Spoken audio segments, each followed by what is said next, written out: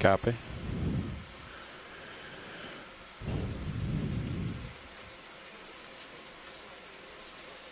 Looks like the bottom is maybe 10 to 15 meters shallower than expected.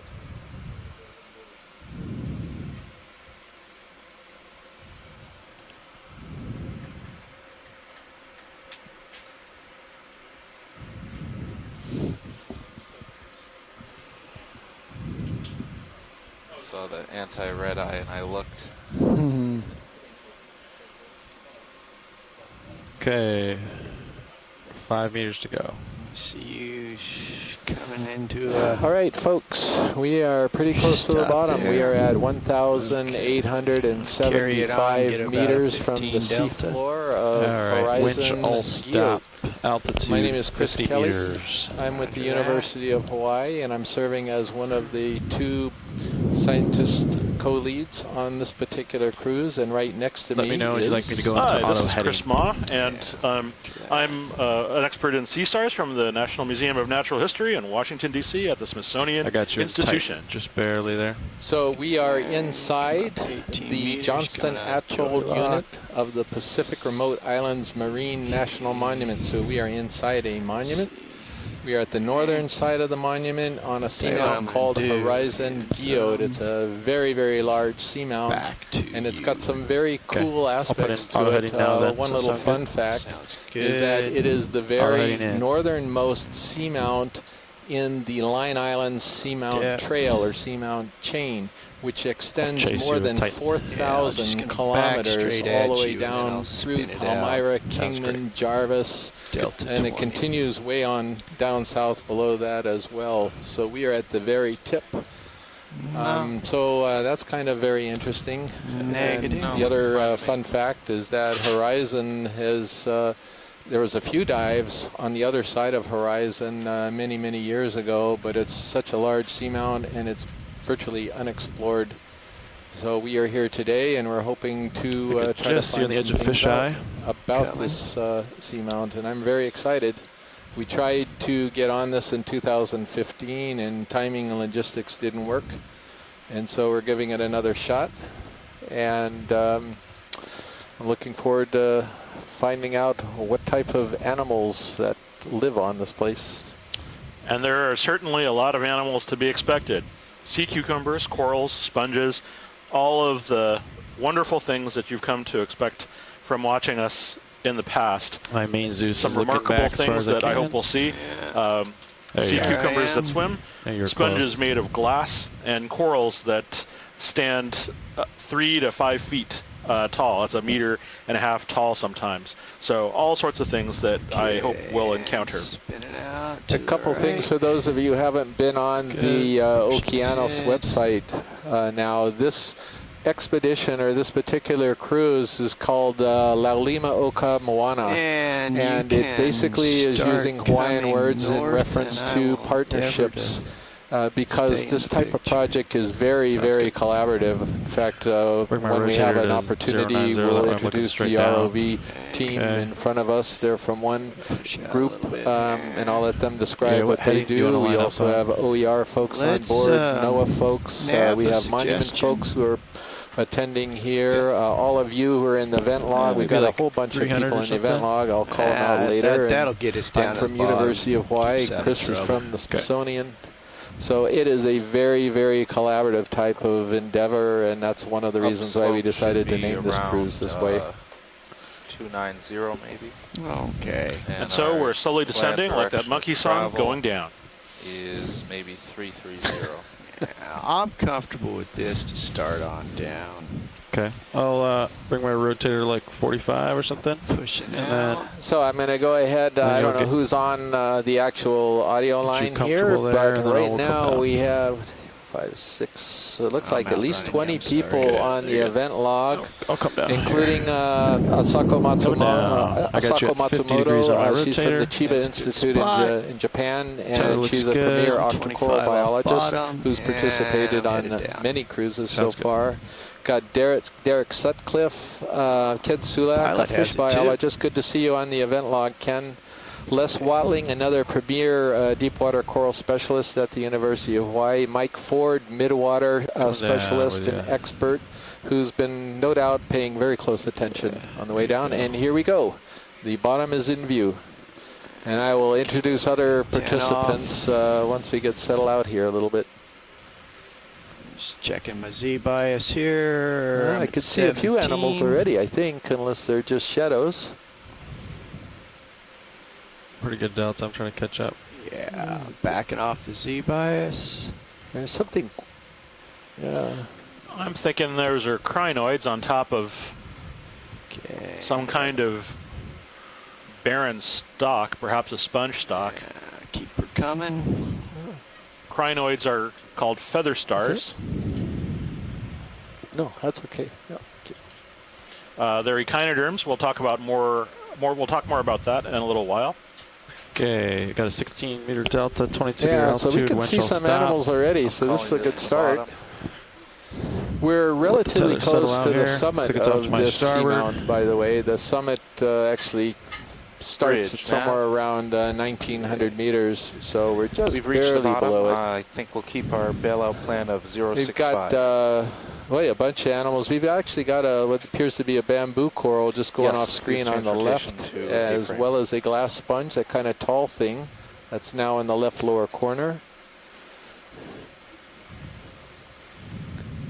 And yeah, some crinoids. Chris already pointed these out, and these look like crinoids and possibly another type of bamboo coral. I'm not really sure. I think it's safe to get them out. I agree.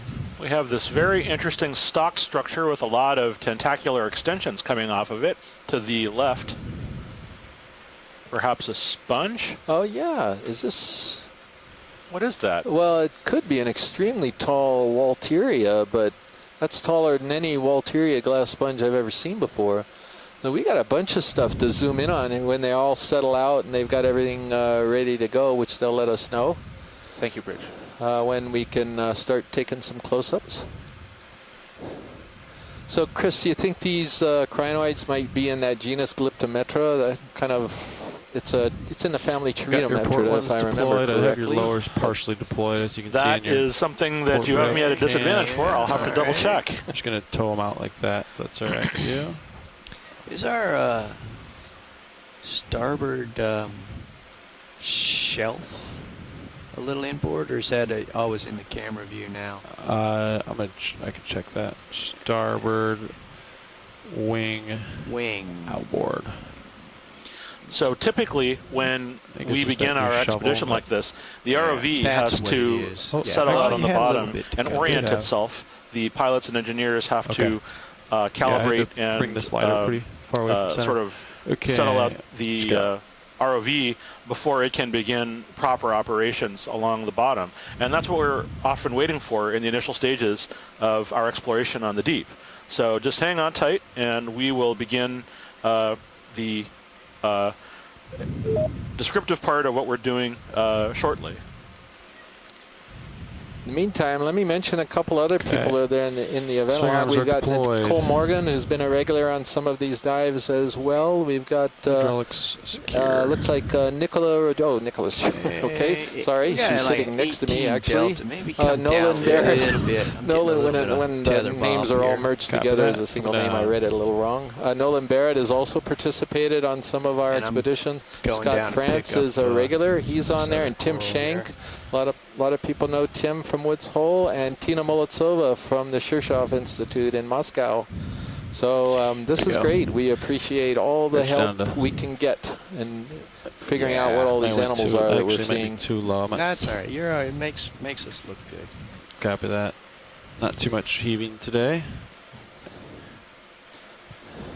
Co-pilot, I'm going to Indeed, and as a new participant, I'd also like to welcome all the people in the chat room. And just to comment that we have scientists from multiple places throughout the world. Tina is from the Shirshov Institute in Russia. Let you know as well, and we have people from Japan, as well as people from all over the United States operating with us shoreside. Ooh, looks like there's a glass sponge in the center of our view. Yep. I'm going to make sure your drawer's all So the way we're going to in. try to annotate this That's video as right. best we can. Nicola is actually being very helpful in that respect. She's There from it is. Hilo in Hawaii as well, and she's on Seascribe, as are some of the rest of you. This particular glass sponge, Yeah, I'm we'll pretty be sure maneuvering down is this something that sponge we've here in a seen moment. quite a Just few times getting, before. It's in the genus Tritopleura. comfy. And that's one thing I know a little bit about sponges, because I'm really fascinated by them. Or I know enough to be dangerous, let's put it this way. So I'm fairly comfortable with that ID. It looks like we have a primnoid coral that's going off screen right now, and this could be something in the genus Calyptrophora, possibly Calyptrophora angularis. Interestingly, over to the left, it looks like there's is it a coral or an antipitherian with little aplacophorans whirled around the base? They're little orange curls. Is that a ophiuroid or are those aplacophorans? Aplacophorans are small worm-like mollusks. Okay, video. Yeah, I'm I've not got sure. a toe hold. We can get a But little I'll bit of bet they're zoom. Stay tuned. Yeah, I think they're Pan just us settling around a in, little get some bit zooms here. here. Yes.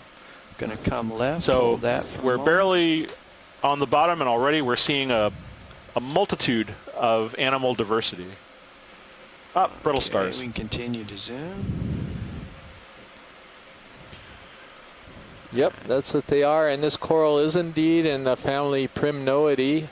And I'm trying to see if we're going to get some help in the event log. I sort of called it a possibly Calyptrophora angularis. Yeah, what do you think I'm for seeing if direction of anyone movement? wants to come up with a counter About ID on that. 330. And I think We'll your talk to the identification of Lost Leads about it. Waltheria looks pretty close Okay. for the Yeah, I was sponge. trying to plan ahead a little bit.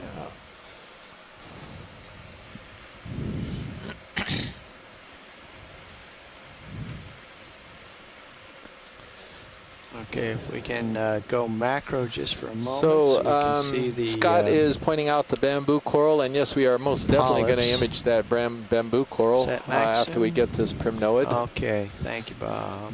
And the Okay, let's come out a little Is this in bit. a... No. Yeah, Right. these look like Pick up this. members of the family Ophiacanthidae. Yeah. And this is a widely occurring group of brittle stars which lives on the surfaces of bamboos and other deep-sea cnidarians. They're commonly encountered, but they're known for having really sharp Hold there for a spines. moment.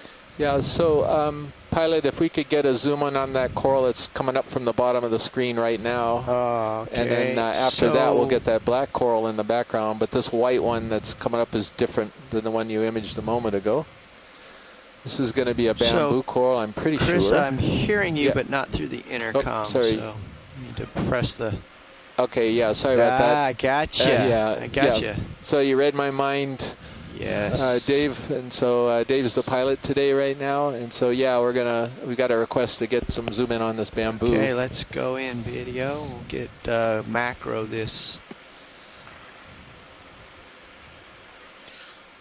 So for those of us... Scott France here. And Welcome, Scott. Please tell us what we're looking at. yeah, I was just having a look in the database to compare to some of the things that we saw back in 2015 when we were down here in the Johnson Atoll, and I do believe that this is similar to what we called at the time a Jasonisis bamboo coral. So, I mean, we're looking at a planar octocoral fan, a sea fan, and you can see it's very white, and you see some intermittent Just going dark for the nodes, base and here. those nodes are arising where the branches are arising. That black is protein, the white is calcium carbonate, and there's tissue over it. So we called this a Jasonisis, but we were managed to Do you want collect it. lasers, or I guess we haven't had lasers on yet? Genetics on the piece that was collected, we determined that it was. Wait, yeah, when we pull out. Okay. Chris, I know, with Kelly, I know that's something that you are Some interested in damage keeping those there. sorts of notes.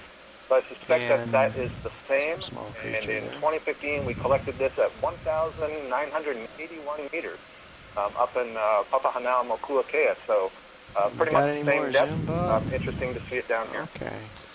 Great, thank you very much. And that was the voice of Scott France from University of Louisiana at Lafayette, who is another octocoral specialist, and he does genetics on bamboos and chrysogorgids and black corals and all types of things. So thank you very much, Scott.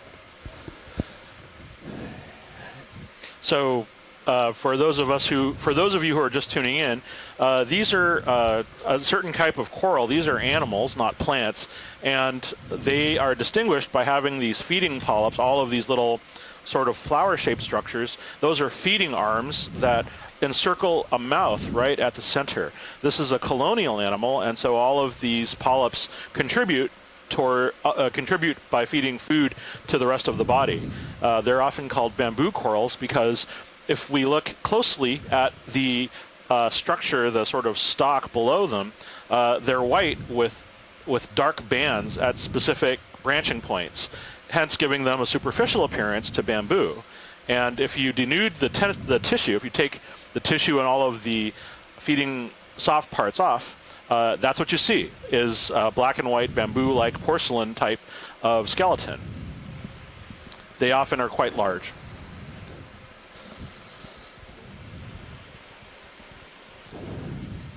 So, Pilot, when we're done with this bamboo, there is a black coral that was sort of above it and beyond it just a little bit in the background, and I'm pretty sure Tina Molitsova would love a good look at that one if we can see it.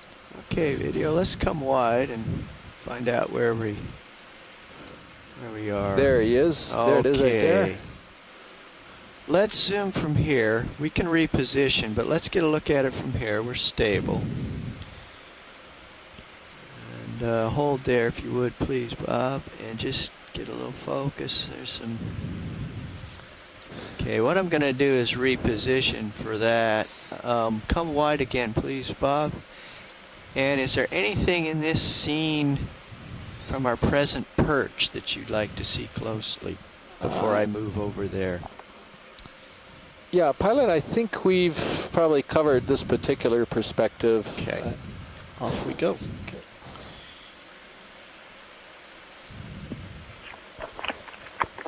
Chris, I know that you had noted the whip with the long, what appeared to be tentacles coming when you sat down, and I'm going to assume that you will have a close look, but I just wanted to be sure that we do indeed get a chance to see that.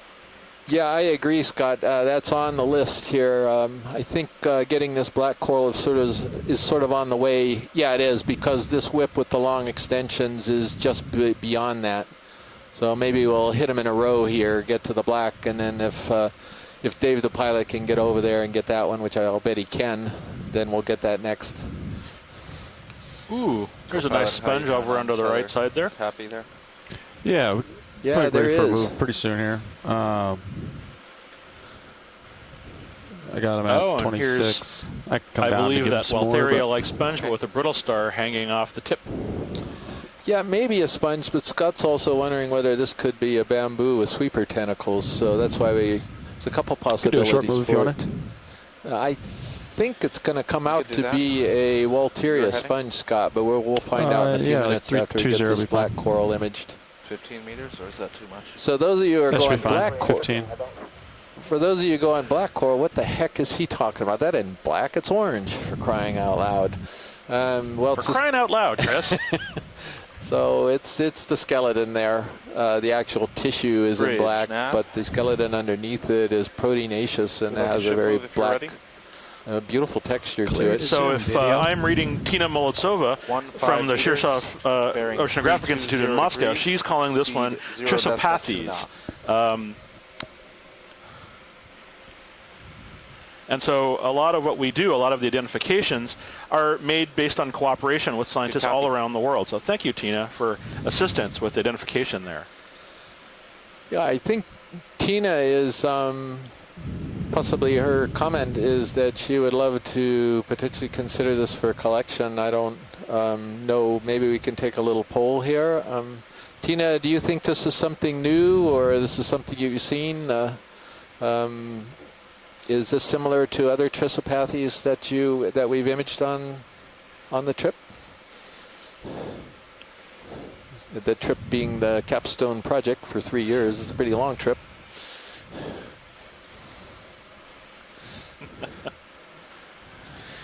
Are you feeling tugs for me? You want me to try to give you some more slack, Dave? I think Tina's just asking for the I see it close-up of getting not a tight. collection. Oh, okay. All right. Yeah. Going to the base here. Okay. Thank you, Bridge. So now you're seeing why they're called black corals. You can see the skeleton that's a bit denuded of polyps right there where it attaches to the substrate, and certainly has a black look to it. There are these little crabs. Well, they're not really crabs. I guess they're squat lobsters that often are found on black corals, and often very specific species associated with the very specific black corals. Yes, Antipatherians have a very interesting skeletal, or they have a interesting substance covering their stalk. It's actually composed of chitin, and it forms very particular weaves along the surface. The name Antipatherian means against disease, and they were originally believed to have medicinal properties. And I don't believe that's ever been shown. I could be wrong. Perhaps our resident experts could clarify on that. But they're very distinctive deep sea they're members of the group of the phylum Cnidaria. They have stinging cells, and we'll see them as we progress along the bottom. Video, push focus far. There's something waving from that other. Oh, okay, yes. It's much less intriguing when it's in focus. Thanks, Bob. So we're probably good for science if you want to then go to our next target, which would be that either sponge or weird coral behind this thing. Okay, wide, please, Bob. You got a little bit of telly left, Dave. We're moving your way. Okay. So. Sponge in the far distance, or on the left. Here we go.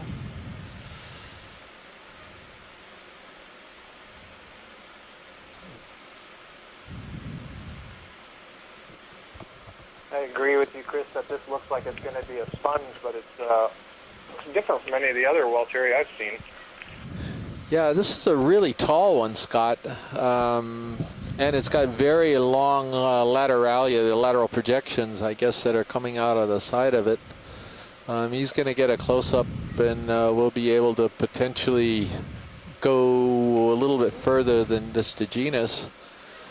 But a Walteria is a glass sponge that's in the family Euplectellidae, and the glass sponges have got these marvelous, beautiful microscopic parts that are called spicules that give it some structure to it, and the taxonomy is based a lot on these microscopic structures. So over the years, these sponges have been collected and examined, and then we're starting to match video images to the taxonomic identification of a lot of these animals. So we're starting to be able to identify them more and more just from video.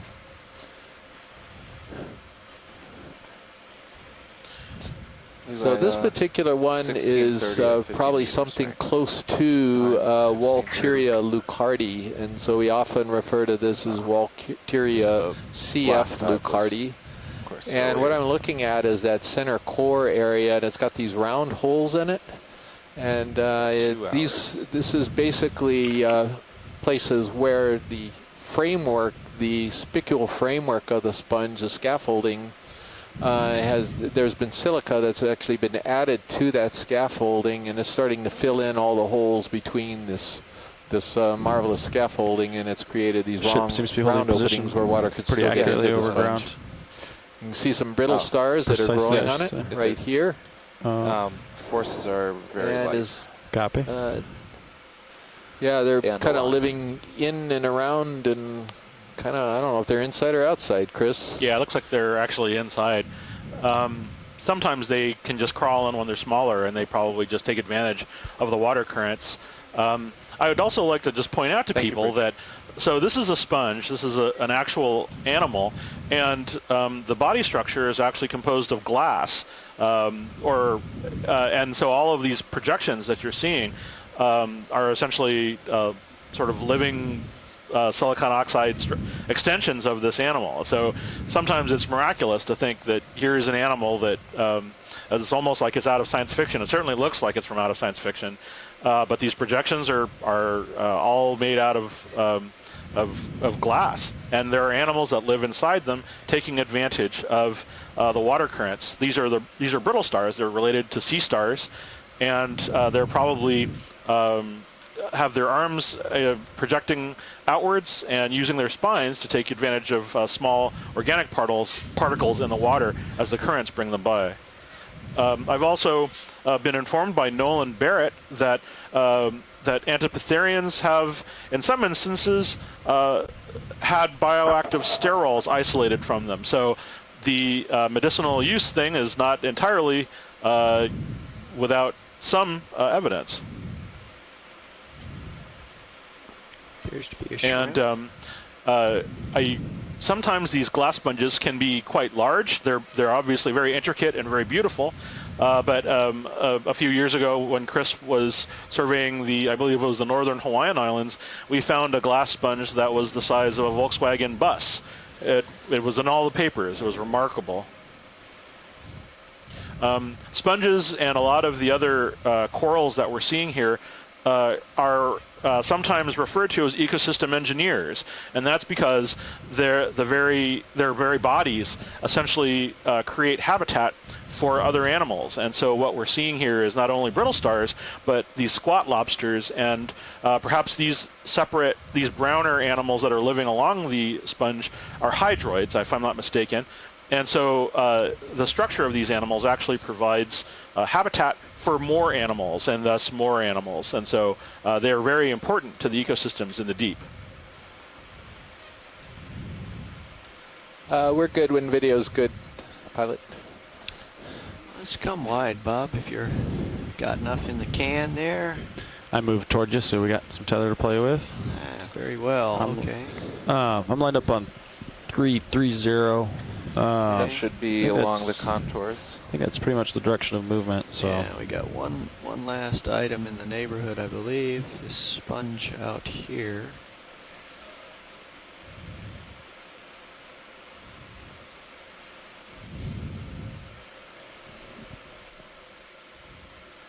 Yeah, so we're headed to this larger sponge over here to the right, and since Chris actually spotted it, and just confirming what it is, and yeah, I can already identify it to genus, at least from here. These are very common in the deep below 1,000 meters for sure. This is in the genus Poliopogon and the family Pheronematidae. So the pheronematids in general a lot of them tend to be very massive sponges. So in some cases you can see these things that look like Jabba the Hutt down there. They're really that quite big. And there is another sponge right next to it, pilot. Yes. Maybe we could go for a twofer here before we go. But this massive one is attached to the rock via spicules. Very loose spicules. It's not glued to the rock, and those of you who have been following the Okeanos cruises hear me talk about this quite a bit, because that's part of identifying its what species it is, or at least what genus it is, by how it attaches to the substrate. So you got two sponges that show completely different morphologies. They're both glass sponges, and I've been talking about the one on the right, the Poliopogon. And this one over here to the left, I'm pretty sure from this distance, it's going to be something called Pherea in the genus Pherea, but I'll wait on that till we get a little bit closer look. And then maybe after this, we'll get going a little bit. Science. Let's get a quick zoom here, Bob, and get a look at that structure. And then there's the Anthomastus in the lower right-hand corner. That's right. Excuse me. There was an Anthomastus, so you can get a quick snap zoom of that as well. Okay, you can pull out.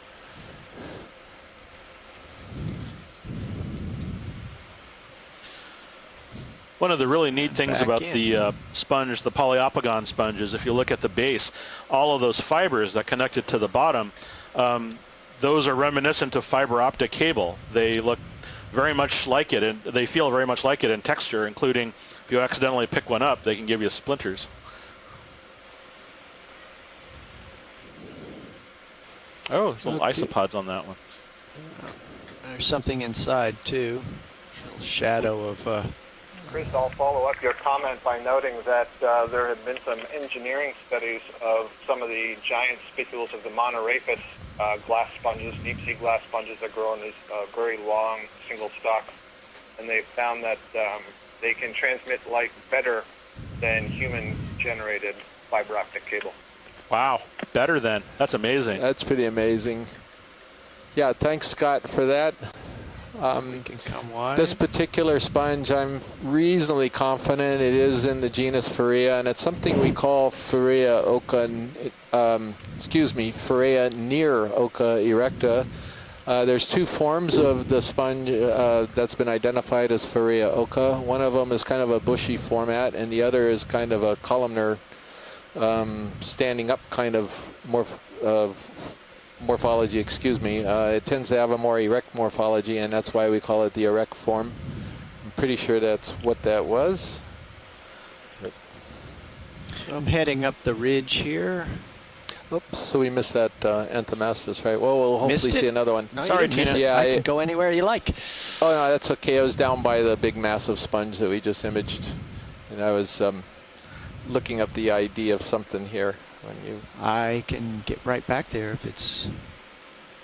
I still maybe. see that large sponge in one of your manips. Yeah, it's right over here. It's. Yeah, we're pretty close, so maybe it'd be worth a quick look at that. We've got Tina on Maybe the red one. the line here, Yeah, I who's think it's the red one there. expert See that? on these Anthomastus. Yeah, there's the It's like sponge lower right there. right of the big one. And it's to the right and just below it, a little bit further below the ROV, I You think. have no red at this range. I remember. I saw it out of the corner of my eye. I was Yeah, there- confused about what the object of interest was. Yeah. But Oh, there's a I sea see cucumber. it right Yeah. there. Yep, that's the guy hiding behind the rock.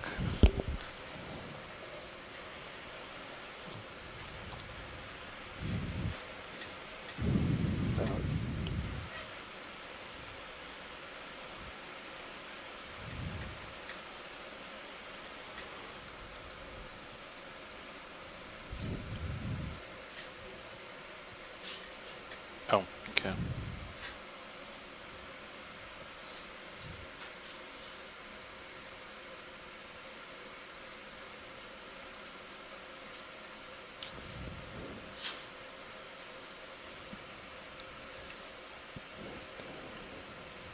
We are down and stable. Clear to zoom video.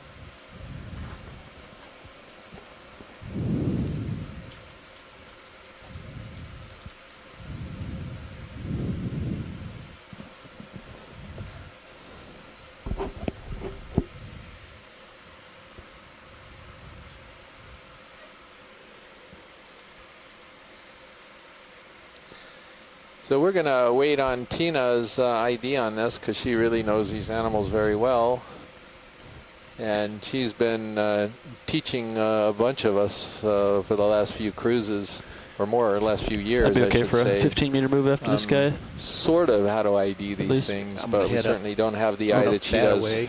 Or do you want 30 meters or 15 probably? You know, why don't you You can always put more in, but probably should make a pretty good jump here. Yeah. Otherwise, we'll end up yeah. smelling the flowers too long. And Okay. I think 330 is still a good direction. Okay. So yeah, we'll call it a Yeah, 30. I think maybe that's good. Pilot and video is good on this one, and that certainly 30 shows meters. Tina what she needs to know. okay, thanks. Yeah, call it in. Yeah. Tina Bridge identifies this as pseudo-Anthomastus. Thank you, We'd Tina. like another move, please. 30 meters, bearing 330 degrees, speed 0.2 knots.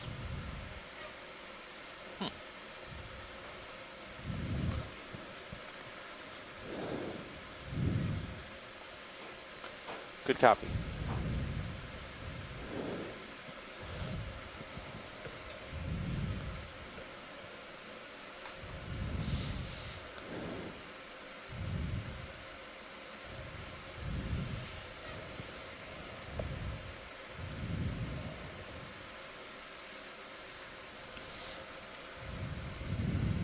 So these kind of substrates that are sort of mixed are always visually appealing to me because they have a really nice, I don't know, something about the lighting which is really beautiful, plus the fact that we can get an assortment of animals. On the right side, next to that, is a yellow crinoid. It's a feather on a stalk next to the white sponge.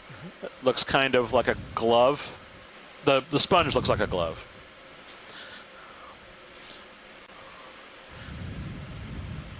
And so within the course of, we've been down here only half an hour, we're already seeing the third of the 5 classes of echinoderms. So this looks like, this is what's called a stalked crinoid. This is a filter feeding animal related to sea stars and other echinoderms such as sea cucumbers. What these animals do is essentially they hold their arms up into the water and they can capture particles with these extended projections, and they move caught food into the mouth, which is right at the center. And these are immobile, they're sessile, they don't move on their own. This is one in the family, I believe, Hyocrinidae, possibly Hyocrinus. These kinds of animals are found in the fossil record as far back as the Paleozoic. So that's some 600 million years ago, before the time of the dinosaurs. The video is really nice because it shows the small feather-like projections coming off of each of the arms. And I think we even saw a little, there's a snail that's on one of the arms there. Eventually when we get around to the other side, there's a family of snails called the Eulimidae, and they often will parasitize these animals and try and exploit their bodily fluids. So Chris, this particular stalked crinoid has got those ring structures just below the calyces, and we collected a couple of these, and this is a newly described genus. And for the life of me, is it the Chuck Messing, who's a crinoid specialist, actually told me what this is. Maybe I've got it. Give me a moment. I'll figure it out.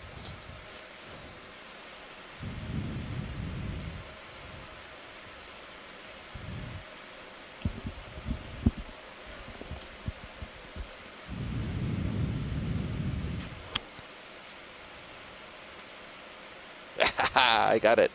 Whew. All right. So it's a newly described genus called Tiburonocrinus. Oh, neat. Tiburonic, the ones from the North Pacific. Yeah. That's probably named after the Tiburon, the Ambari research vessel. Yeah, I believe it was.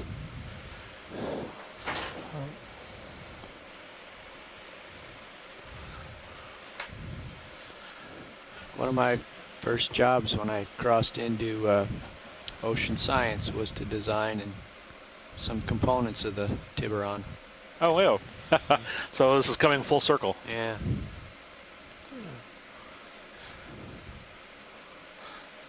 So sometimes you can see like anal structures protruding from around that oral region. That's where a lot of times the excrement vents out.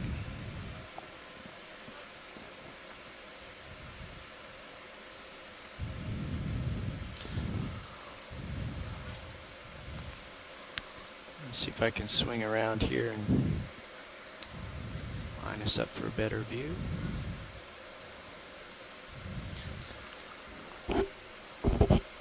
Oh wow, that's beautiful. Yeah, you can, if you look closely, you can see that little white, I think it's a snail. Yeah. And that little white snail is, like I said earlier, is probably a eulimid, and it's probably got its proboscis. It's got a tube stuck into the body of this crinoid and is taking advantage of its bodily fluids. Feeding, in essence. But wow, you can see the fine hairs along the surface. These are what the animal uses to help filter food out of the water. So, Dave, we have a request to look down the stock a little bit before we leave this crinoid. Sure. And just sort of maybe pan down. I think Tina might have spotted something on the stock a little further down.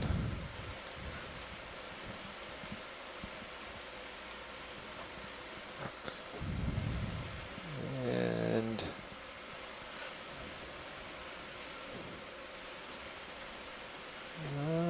nope, looks pretty clean. Maybe something right at the base, but I can't really see. Oh, it's just something that's right in front of the base, that's all. Okay, yeah, that's good for science whenever video is done on this, Dave. I think Yeah, that. why, please, that Bob? It's about time for me to take a little bump up the hill here. Yeah. My co-pilot's catching up to me in anticipation of adventures ahead. Thank you, Bridge. Looks like I got. And as we're cruising over the Couple meters of swing substrate, left, some but- of you may have noticed that it's got a very bumpy texture to it, these rocks. These rocks aren't naturally bumpy. What has happened is the surface of the rocks have been coated by what we refer to as manganese crust over the course of millions of years. And I'll be quiet here because I'm looking at these corals here, but maybe we'll make a little bit of distance and then we'll zoom in. I have a feeling we're going to see animals all day here. This is certainly a good start. I'll try to give you a good view in passing here. Yeah, with all the sediment, oh, that could be a highland matted sponge that we just went over. And we may see some sea pens because we've got an awful lot of sediment, and these are some cnidarians specialized in living in sediment. Keeping my eye out for those.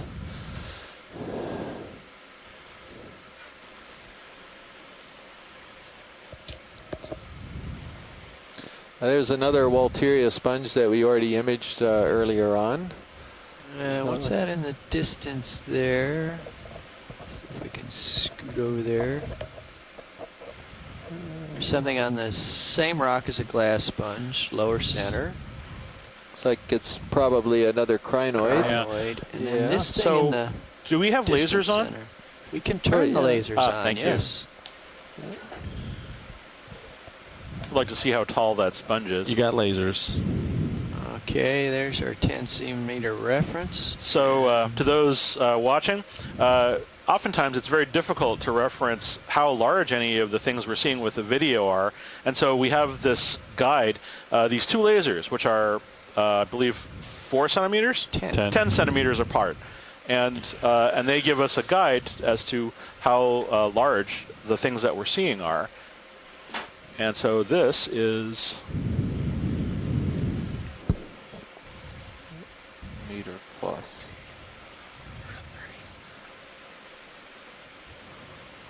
I don't know about a Co-pilot, rotate the lasers, please. We'll get right on that. Yeah. Yeah, I guess also it'd be about a meter. When you'll be able to go back through the clip, and with the spots on the base of the rock, Yeah. you'll be Yeah. properly scaled to But, step it across the yeah. image. Yeah, that's fine, pilot. We But can go ahead and just to give everybody a sense of how big that it was, it's about you said about a meter. yeah, that's what you're saying Yeah. too. So about a Brian meter. and So I that's have like an 3 feet interesting tall. So that's something that is the size of like a very big suitcase. That is a tall column made of glass. So Snaps glass in sponges video. are always a favorite of mine. Thank you. That's good. And so what we have here is a feather star, also called a crinoid.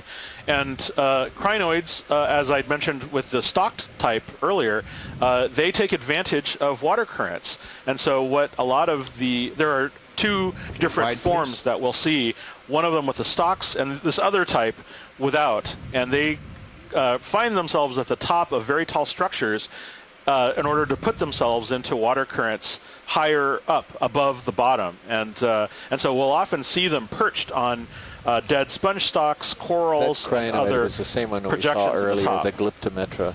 So it's, Yeah. I'm not sure we need to annotate it again. One thing that would be good is if we noted every species that was new on here.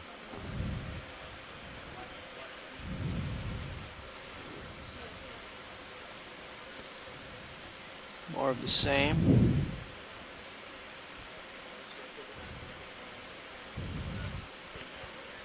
A little bit of tether left. Yeah, you might have got another Should be move about going. done swinging. We could get moving again. Yeah, we need another one going Same. here. And what are we? Same as the last move. So that sounds Okay, good. so I'm 330, yeah. just right up this nose here. All right, I'll call it in. Bridge nav. We'd like to repeat the last move. That's range Say again 30 meters, bearing 330 degrees, speed 0.2 knots.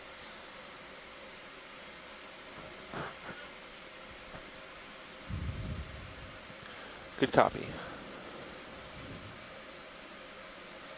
So, as an overview, this is D2 looking north, due north. View, 5 meters above the bottom. Depth of 1,907. Coming left now.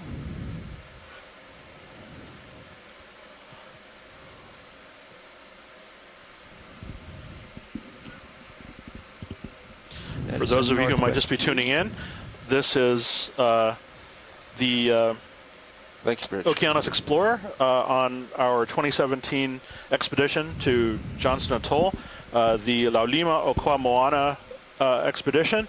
The name represents or translates as Partnership for the Ocean, an effort that is an important Coming down. element of our Yeah. research. Cooperation is an important aspect of all research, and our expedition is no different.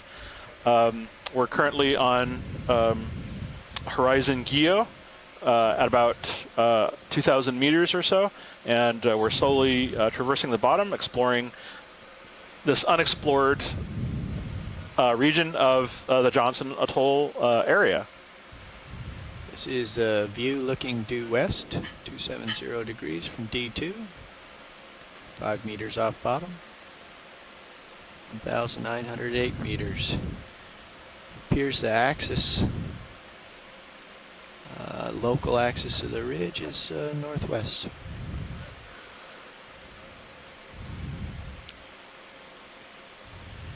And pushing ahead.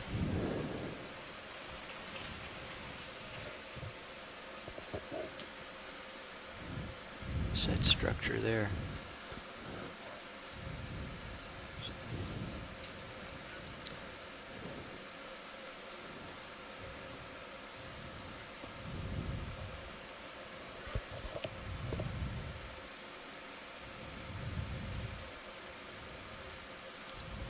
Something down there. I think the pilot has spotted something on this boulder, this rock right here. Looks like a black coral.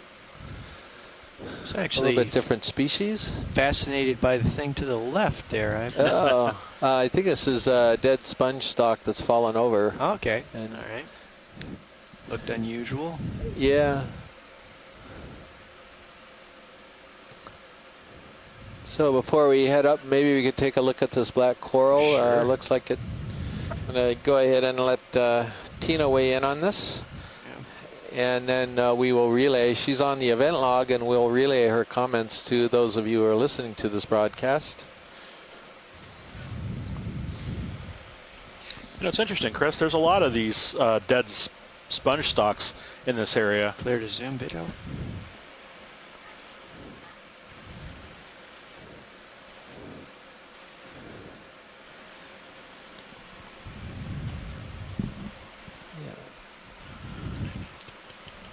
Okay, so Tina is slightly delayed on her video feed, so we're going to give her a little bit of time to actually get caught up and get a good look at this coral.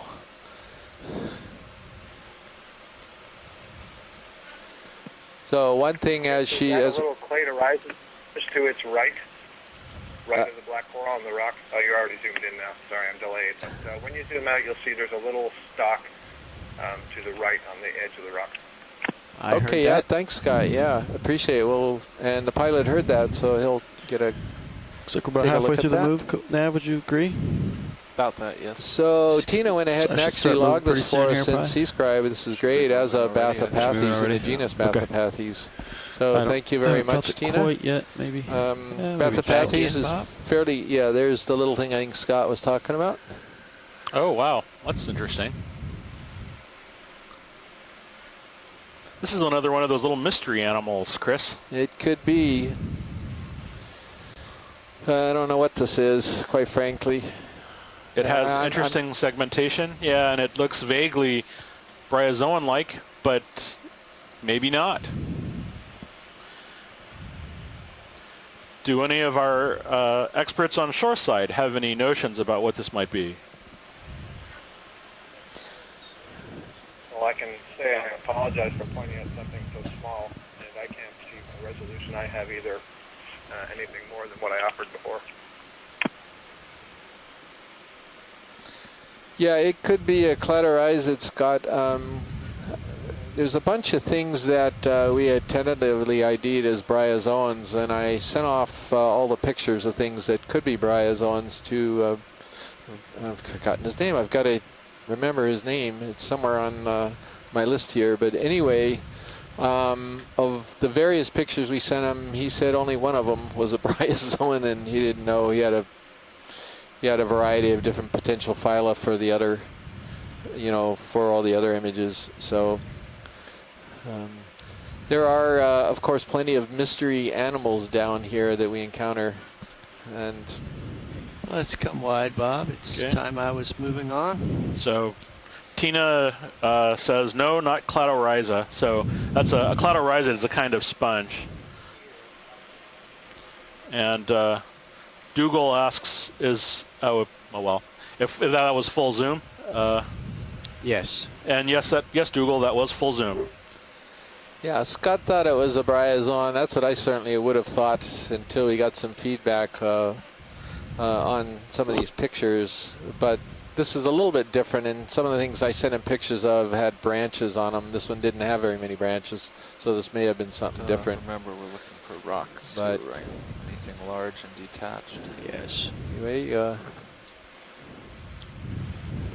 Sort of a interesting bunch of crinoids on dead stalks. Again, these climb up in order to take advantage of the water currents that are passing through that area. Oftentimes there's an optimal current that they exploit in order to feed in the best possible way. And so it has to be not quite so slow, not quite so fast. It has to be just right. And so these distances are often the best for filter feeding. As a general observation over this substrate, it's interesting that the density isn't particularly high. I mean, actually, right now we're seeing quite a few things, but there seem to be more dead sponges than live sponges so far. That's very interesting. I was noticing that earlier. The sponges, there are a lot of down sponges, and a lot of these sponge stalks that are projecting above the surface are dead. That's interesting. And there's something That's, squishy there. yeah, these are a couple more. Oh, I see. Yeah, let's go ahead and get one of these sea cucumbers. Okay. Since we happen to have sitting right next to me one of the foremost echinoderm experts on the planet. So what the heck? Let's zoom in echinoderm. What do you? Sure. Let's give it a whirl. Chris sits very closely at the Smithsonian to Dr. David Paulson, who is also a specialist in these sea cucumbers, and of course Tina Molitsova at the Shirshov Institute in Moscow has got a colleague there, Andrei Gabruk, who's also a very well-known sea cucumber expert. So. Clear to zoom video.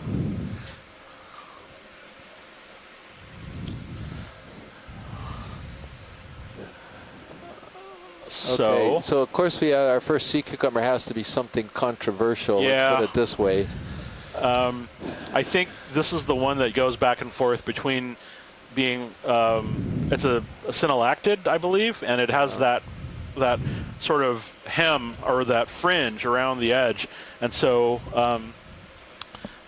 it's unclear exactly which genus, but it is close to something like, oh, and now the name blanks. That's even better. Hansenothuria. Hansenothuria, thank you.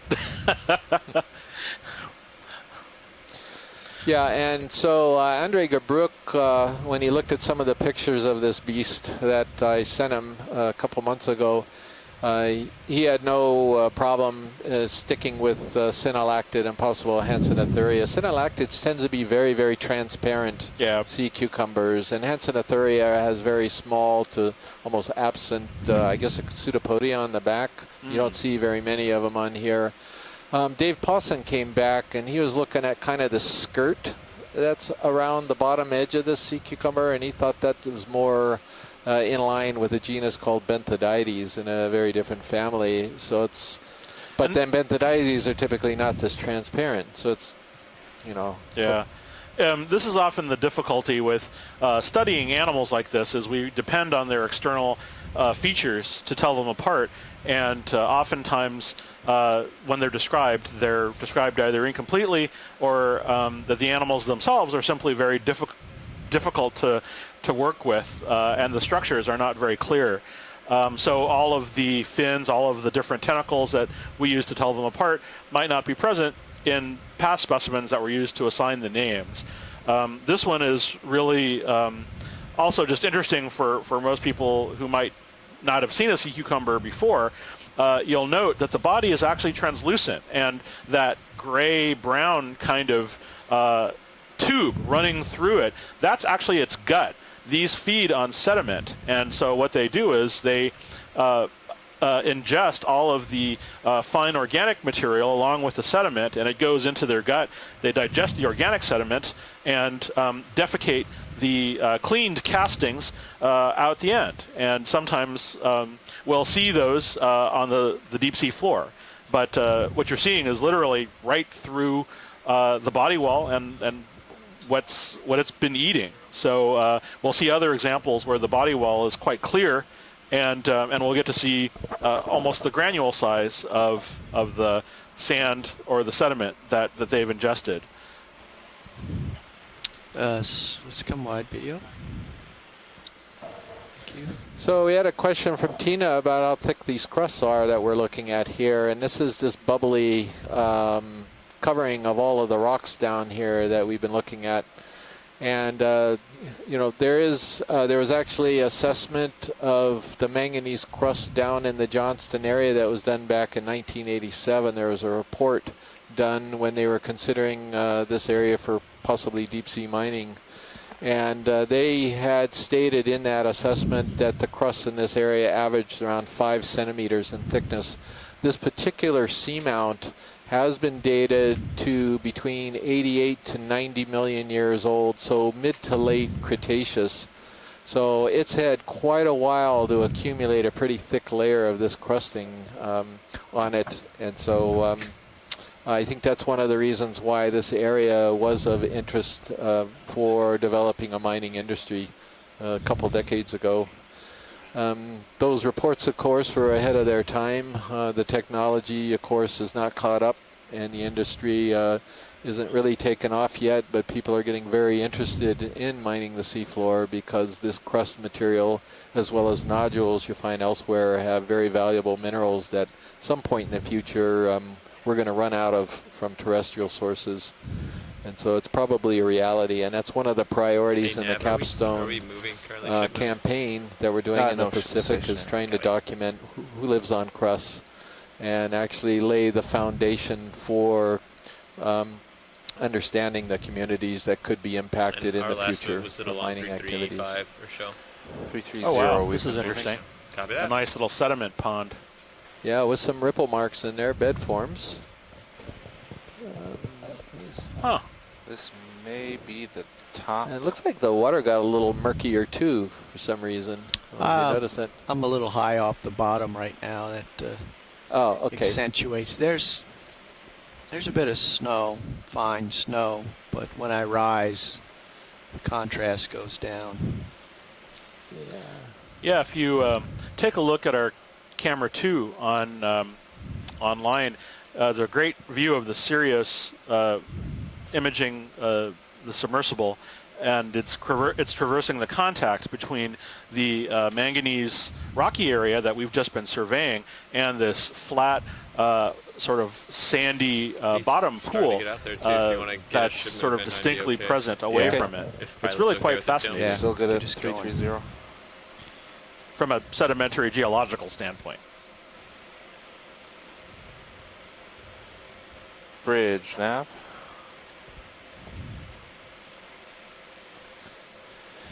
Just saw a little anemone and possibly a little caliphate sponge on the bottom. Bearing 330 degrees, like speed 0.2 knots. Animals have spread out a little bit here where we're at right now, but maybe because of the sediment that we're getting. Good copy. Yeah. On the next move cycle, let's bump them up to 60, 2 tether lengths, so that we're covering a little bit more ground. Or we could move faster.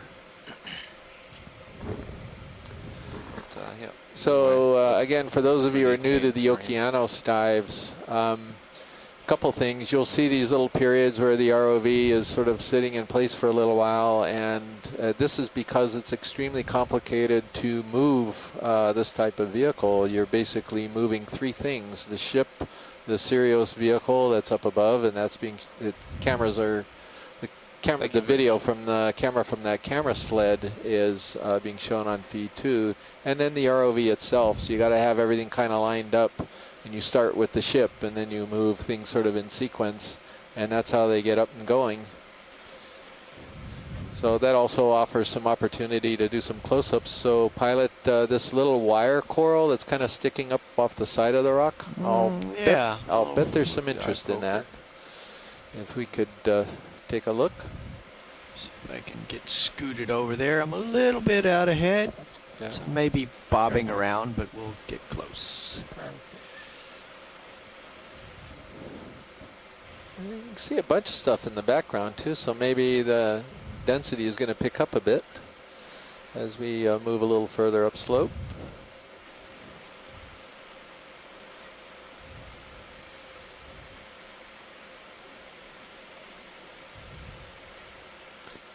It's a glass sponge that's going off screen on the left here. That's got one of these, what we think is a Glyptometra feather star on the top of it. We have a request from Tina to go after the small white colony after the whip. Got it. Okay. And that's the bright white thing. You think that's what she's talking about, or which one is not she that one? Yeah, I'm not sure which one she was referring to. Small. But let's go ahead and get the whip first. Yeah, clear to zoom video. We call these unbranched Gorgonian corals whips, for obvious reasons. We'll go This is up. a pretty interesting one. Excuse me, what was that, Scott? I was wondering if from a distance it was a Candidella, a primnoid whip. You know, I would agree with you now that we have the advantage of seeing the close-up before you do. Good call, Scott. It has a few more... Facing that the lower third of the colony doesn't have polyps, and that's really consistent with these Candidellas. Yeah, this is that potential Candidella that's got 4 polyps per whorl. That is at least 4. Looks almost like 5 in some cases, yeah. I see 5 at one. So the classic Candidella gigantea had 3 polyps per whorl, but we've been seeing a lot of variation in that. So I'm not sure it's a real fixed trait for them always to have 3. Or possibly it's a different species of Candidella. So we got a nice shout out from Dougal Lindsay at Jamstack. Keep eyes out for small reddish benthic jellyfish attached to underside of overhangs, please. So that will be an interesting thing to keep an eye open for. Small red underhanging jellyfish.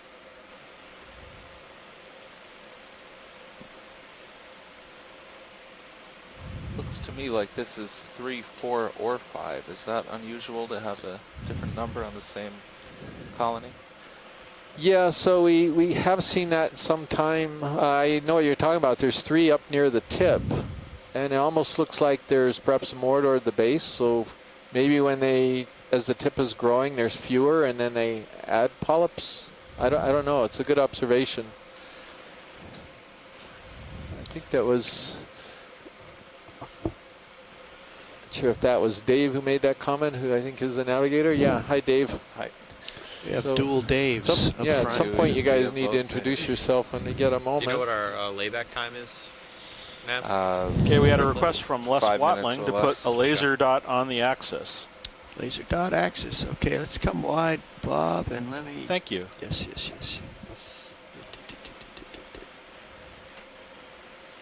Now that dot is somewhat beyond. Let me put it down at the base, and then we can scale from that. Yeah, so There you those go. of you who might be concerned because we're A little bit lasing wider. a coral here, these laser dots are just used for scaling. They can't possibly hurt the coral. They look bright to us, but they're pretty dim. They're actually the way that most vehicles are able to get some idea of sizes in the deep sea. They're very convenient. So again, those two dots are separated by 10 centimeters. Chris, do you know what the diameter of the dots themselves are? No, That's totally dependent on distance. Okay. You know, they're not perfectly collimated, so they diverge a little bit. Thank you. I'm going to swing I'd right to estimate the... 2 to 3 millimeters, Dave. Would you agree with that? yes. Again, depending on. So Scott saw something on the, I guess that's what, That was I'm hoping that that's requested, what I Tina believe. was. Oh, this is interesting. Is that a coral on the... It's a dead base, I think, of something. Whatever was here, it broke Thank you, off, Rich. I think. And then it's got some hydroids and some other things growing over it. That would be my impression of what we're looking at. There's a coral, I think, farther up. Yeah, and then Scott thought he saw possibly some stoloniferous There's a cup octocorals, coral. or yeah, there's a cup coral, a single polyp, hard coral, scleractinian. What I saw, Chris, was a little hard to tell. There was a line. It looked like a yellow line, and it would be, when you zoom out, it would be, I think, to the left. And it may just have been a trick of distance, something about reflection from the rock surface, but it kind of reminded me of lines of stoloniferous octocorals or lines of barnacles that we've seen on other Let's maps. come wide, please, Bob, just for a minute. I remember what... Yes. I know what Scott's talking about. Yeah, so Pilot, did you That- copy that? it's that line. Yeah. Okay, back Yeah. in, Bob. It's the squiggle. It's the object of interest, to use the technical Sea term. squiggle. And Oh, it's a Stoloniferan. stoloniferan. Way to go, Scott. The base of a sponge that's broken off. Just Yeah, keeping an eye on Scott, the swing arm, excellent so the lower eyes. swing arm. It's a stoloniferan, I think, but we'll actually Okay, right now though. let you take a look at this and throw out your opinion since you spotted it. Yeah, absolutely. Stoloniferous octocoral. So we've been seeing these sea fans, these octocoral colonies, but some species can also grow kind of like a ribbon, or it can grow in 2 dimensions, much like a mat. So this is a beautiful view where you can clearly see the ribbon of tissue that connects the different polyps and the polyps extending from them. They look fairly large, and maybe there is one stalked barnacle kind of hiding in amongst them. Nice. yeah, barnacle on the right. Yeah, he's referring to that one, on the right of the screen, about a quarter of the way on the right of the screen. But anyway, excellent eyes. And what's interesting is that this is related. It's an octocoral like some of the branch ones, as Scott pointed out. Call So it there are another all move. types of way to solve Get a the little ahead of me. problem of surviving 450, down in the 60, you deep wanna sea. go You pretty can far. have branches, you can have single whip Yeah. colonies that we've looked call at, it and you can 60. string yourself along the seafloor. It's, Oh, yes. Really one of the more unusual types of Co-pilot, I think, about ready octocorals for that we move. see down here. And I'm pilot's ready to go. thinking So octocorals are rotate one of 60 the meters. Let's do it. the most commonly encountered types of I corals or see no nidarian reason to expect animals the that we terrain to see. do anything They're different. distinguished Just by the look like fact it that on they sonar. have So it looks 8 pretty good. feeding arms For me. around the mouth, hence the name octocoral. Okay. Let's come wide, please, video. Bridge, nav.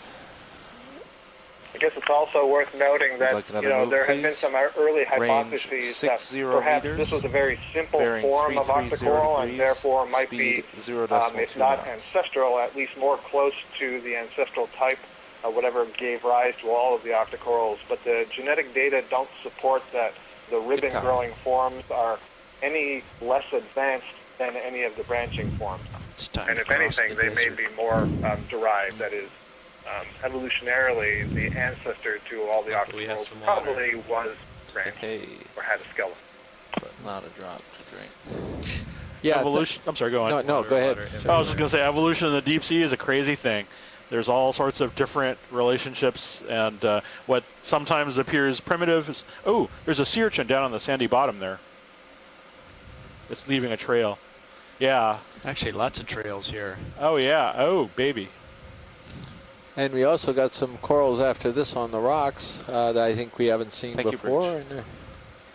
So again, we're seeing things basically every few feet on this transect. Yeah, so that after you do the urchin, that sort of wispy coral there would be great. There we go. Did we need a close-up on the urchin? Could we look at the urchin? We can look at the urchin. I would appreciate that greatly, sir. Yes. Whenever something excites you, speak quickly, and I will. Yes. I will act. Okay. And we've definitely got some new corals in the background that are coming up. The density is increasing, which is a good sign. Still climbing slowly, right? And so we're also seeing a lot of trails. Those are always informative for people who study these. You can actually find these types of trails in the fossil record as well from sea urchins. Oh, look at this. Oh, and a brittle star. It's like a ice cream echinoderm sundae. So this is, there are, sea urchins often occur in sort of two groups. The sort of more round, also known as the quote-unquote regular urchins, and the irregular urchins, which tend to be bilaterally symmetrical. That is, there's a right and a left side. And these actually dig actively through sediment. And this, I believe, is that kind of urchin, which we'll get to after we've quickly imaged this very stunning pink brittle star, which is very similar to the genus Ophimuseum. I'm not sure if that's exactly it, but it's in the same family, the Ophiuridae.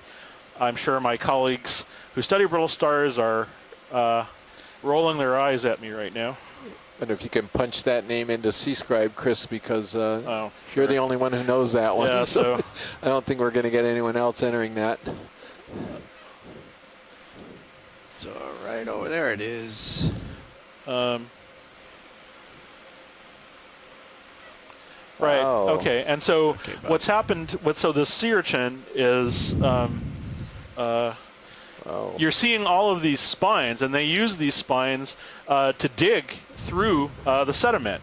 And they basically burrow through it. There's a mouth on the front, and they're just sort of ingesting the sediment and picking all of the organics out. And then, similar in a fashion to the sea cucumbers, the sediment at the end is sort of excreted on the other end, and they create these really nice trails. But this one in particular has a really dazzling array of very sharp spines. The tests, which is to say the skeleton of these animals, tends to be extremely delicate and very thin, and oftentimes they're pretty much just suspended by or Not filled quite, with I'm water. still not But quite to in 90, samples but of maybe these 85. kinds of animals that we have in museums, these fragments are so thin that you can shine light through them, and they're translucent. So as much as part of me, perhaps if we see one towards the end, we might attempt a collection, but collecting these would be extremely difficult and would be very similar to picking up an egg with a lot of sharp spines on it. So I think for now we're going to appreciate its aesthetic and look at these. I think, I'm not sure, but I think they might be respiratory structures on the surface. But and it's sort of digging trail through the sediment. So do you think this is in the family Echinotheridae? Oh no, these are irregular. I'm sorry. So these are what's called irregular urchins. So this is something like a spatangoid.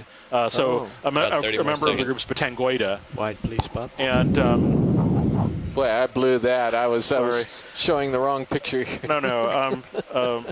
Oh, he's got to log it. Sorry, No, it's fine. You were describing it. We just butchered the idea here, or I should say I did. No, I just need to make sure that's fine. And so those dig through. Did I? Oh yeah, there it is. Okay, yeah. So they basically dig through the sediment, and you can find representatives of sea urchins like this in the fossil record. They're quite common in some parts of Europe in the Cretaceous, but that particular one I think was sort of similar to something like Mauritia, which has a lot of spines that are projecting off like that. But I will leave that identification to my colleagues who know better.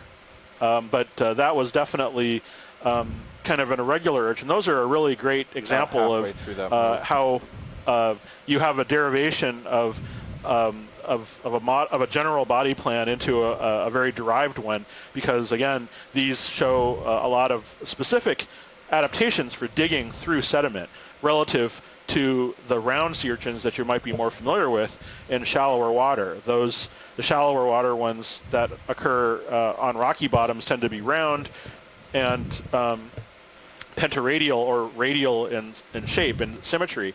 These again become bilateral. They have both a right and a left side, as well as the 5-part symmetry, and and that's partly associated with their ability to dig through the sediment. And at this depth, there are some very interesting examples of these kinds of sea urchins, and I suspect we'll be seeing their trails as we cross along the sediment bottom throughout the rest of the cruise. Some of these can attain really bizarre shapes. Some of them look like Coke bottles.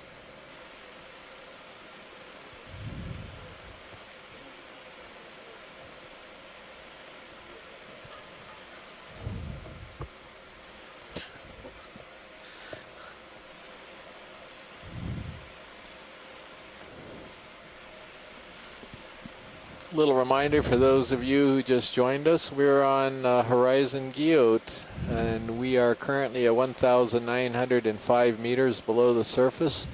Horizon Guyot is located in the Johnston Atoll unit of the Pacific Remote Islands Marine National Monument. So we've been cruising just below the summit and probably coming up a little more on the summit because we're seeing more sedimentation. Sedimentation is pretty common on Guyot or flat top seamount tops because it's flat and it accumulates sediment. I'm just going to make a comment for those you might be interested, because we were talking about the difference in dissolved oxygen levels in this area versus the Northwest Hawaiian Islands. We actually hit the oxygen minimum at this seamount at approximately 600 to 650 meters depth, so a bit of shoaling compared to the Hawaiian Islands, where the dissolved minimum is normally hit at around 750 to 800 meters in the main Hawaiian Islands, and then even as deep as the 1,000 meters up in the northwestern Hawaiian Islands. So it's a phenomenon we're taking a look at, where we're seeing essentially the oxygen minimum increasing in depth the further north you go, and decreasing in depth the further south you go. So if we, in Palmyra and Kingman, the lowest oxygen you get as you're doing a dive, it can be as shallow as 200 meters or so. So we do believe that oxygen is important for the communities down here. So we are definitely measuring oxygen and temperature and salinity and other environmentals as we're doing these dives, and hoping to get a feel for how these environmental parameters are affecting the communities we're observing. Well, actually, this is maybe the first detached rock we've seen. I don't know if it's big enough or if there's any interest, but everything else has been cemented so far. Yeah, roger that, Dave. So I think we're going to skip the rock collection today, because I think all we're going to find is manganese-covered sediment, given that we're so close to the summit. And and given if we had all the time in the world, if our dive wasn't a little bit shortened today, then yeah, we'd go ahead and grab some things. But I'm not certain we're going to get any valuable samples. But thank you for asking. Fair enough. It was the most interesting thing in a sea of mediocrity. I just had to stop. But it gets better here, you can see.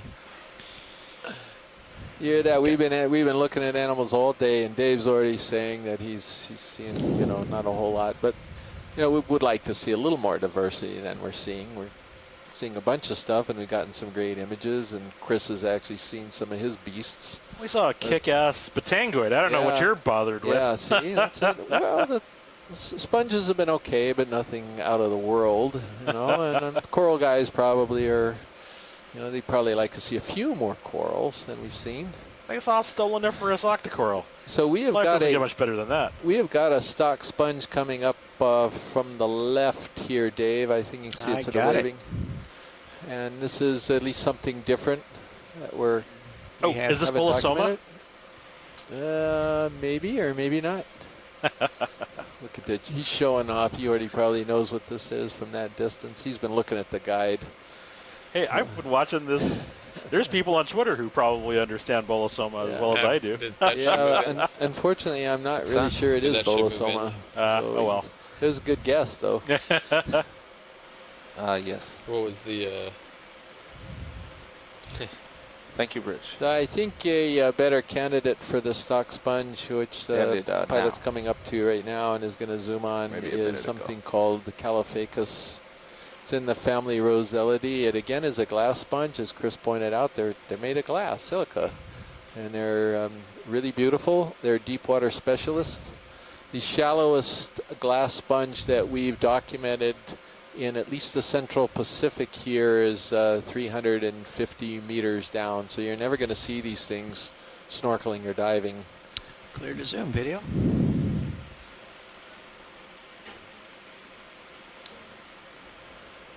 Yep, so I think we're looking at Calophacus. Just like the corals and echinoderms and other animals, there's all types of solutions to surviving down in the deep ocean. We saw a massive sponge that was attached to the rock via all these fibers, and we saw a very transparent one with little tubes, what we call phorea, and then now we've got a stock sponge here that is in a very different family altogether. So that's my best guess on this one, Calophacus. So I think, let me ask him.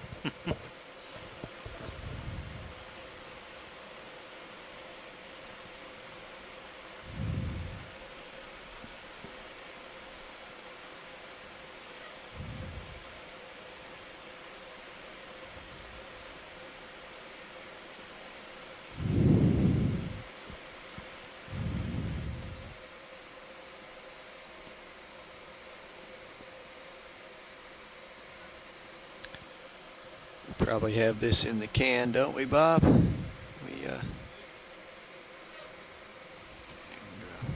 come wide, please. So Dr. Henry Reiswig up in Vancouver is working on this particular genus of sponges because they're not very well described and not very well documented. A lot of the members of this genus are known to subgenus, and you don't see that all that often in taxonomy. So the actual, perhaps best identification for that one animal is something that we call Calophacus subgenus Calophacus. And there's a variety of other types of subgenus as well. There's no species ID on it. It's probably an undescribed species that he's working on right now. Hey, Chris, can I ask you a question? Yes, you can, Scott. Please do. So I don't have a good sense of how close we are to the edge of the Guyot, because I didn't see the revised shortened dive plan. So can you give me some sense? I mean, are we moving right along the edge? Are we 100 meters in, 200 meters in, more, less? It's a good question, Scott, and I'm going to relay that to the navigator and see if he can give us a little bit of information about that. Watch lead 1 to nav. Sure. Do you want me to answer that on OKEX? Yeah, why don't you go ahead and answer that directly. Okay. So we're about 50 meters to the east of what we think is the ridge, where the top rather, where it starts to flatten out. To our east, it's quite a bit steeper. To our west, it's flat, and we're maybe 10 meters below that flat section.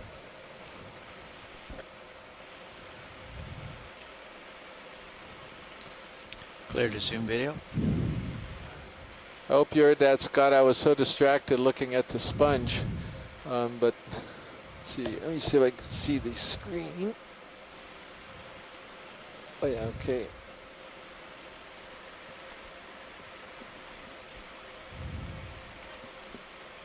So I'm sorry, Dave. You're saying we're right on the edge. Is that correct? Pretty close to it? I think we're about 10 meters below and 50 meters east of the edge, but it's sort of rounded out near the top. There's not a sharp transition between the slope and the flat top, or at least it doesn't appear to like there is from the sonar.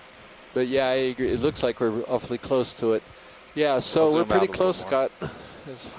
The edge is just not a really sharp, even though this was a result of a landslide where we are right now. It's not a very sharp ledge. The sponge we're looking at right now is yet another one. It's a stock sponge. And this one is called Saccocalyx. It's in the genus Saccocalyx, and it could be pedunculatus as well, the species. It was doing that a little bit one of the before, things but now I'm it's doing noting it to a go lot. to an ID here is all these lobes that are coming out of the side of it, plus that osculum on the very top part. It's sort of a very distinctive About sponge. half of the It's on a pings stalk are as good, well. and the other half are Very, very See beautiful. what happens when I lift off, because I might be putting turbulence to the water column. It's the Sirius one. Yours is good. I know, but Okay. I'm in the neighborhood. And wide, please, Bob. I'll watch.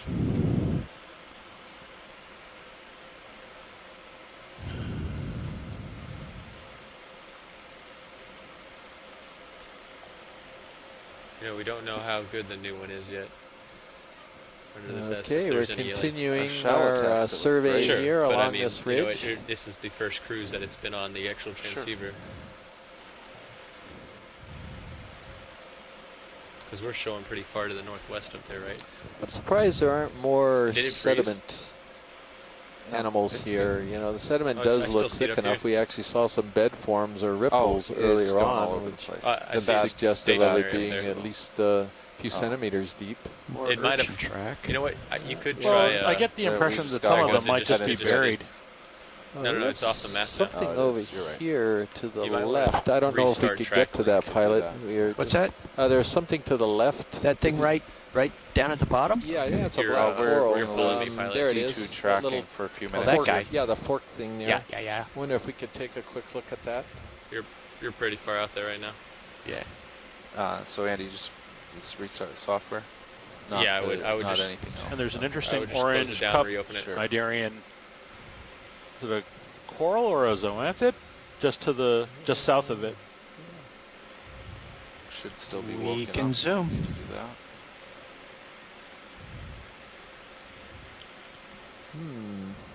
Afterwards, you might think about putting another move All in right, for me too. Dina Okay. is in the I event can do that log. I now think if you she's want watching Sure. this I'm okay dive, with that, so but we're if pilot's gonna okay.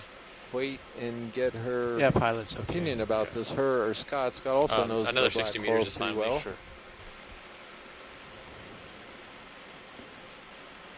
I have an idea. I'm not going to spout it off Bridge because nav. I'll probably be wrong. But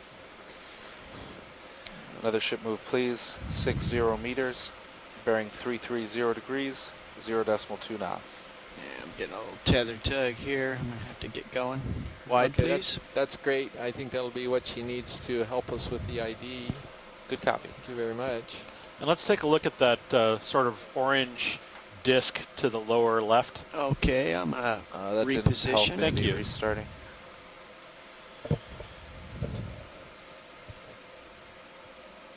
Good power cycle to Deucer. I could. It's still, yeah, it's worth a shot. Okay. Oh, there's two of them. I'll line up for interesting. both Yeah, of them. so not only Chris is interested Yeah, in it's worth this, a shot. but Right. Dougal Start that, Lindsay sure. from Yeah, I'll Jamstick. just keep working on And this. he's, I assume that he's watching from Japan right now as well. He was interested in those Rich. orange Oops. discs.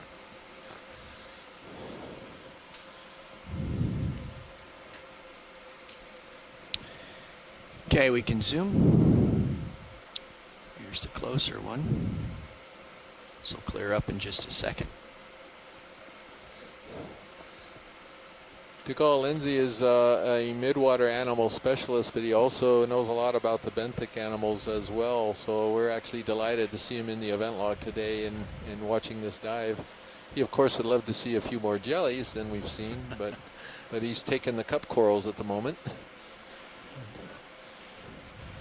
So that's what it looks like to me, a cup coral. Yes, that's what I would say. Yeah. And Dugald says he's watching from There's another Yokosuka, one just south of out Yokohama here. in Japan. Right.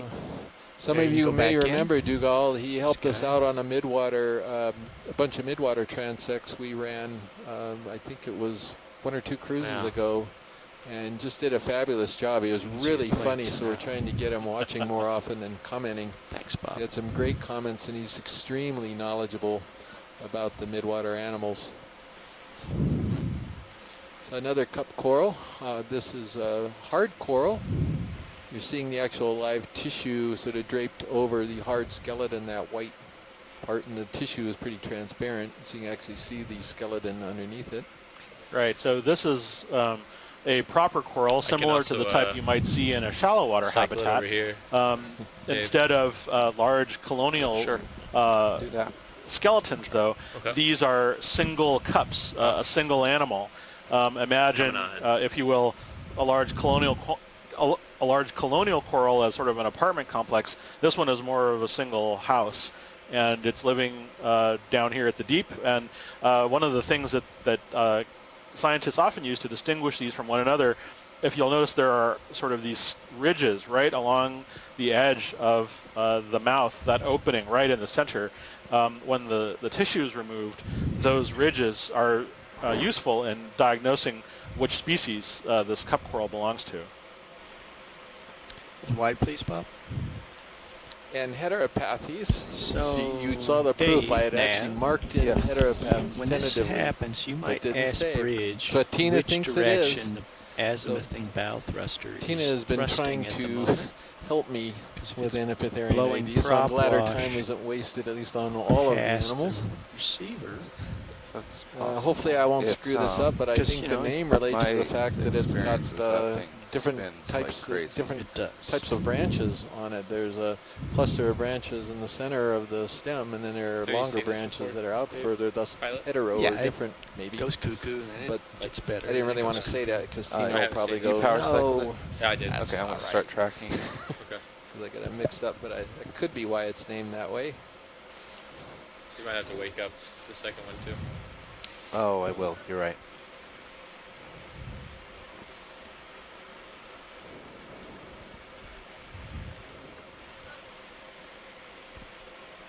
What is this?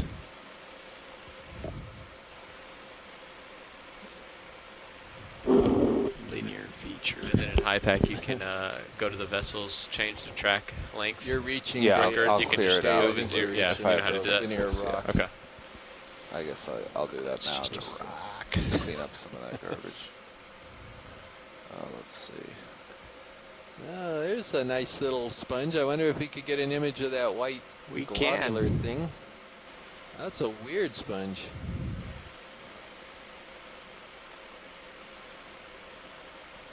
And there is a beautiful coral after that. It could be another Jason Isis bamboo, but maybe we can get to that after the sponge. This is a weird sponge.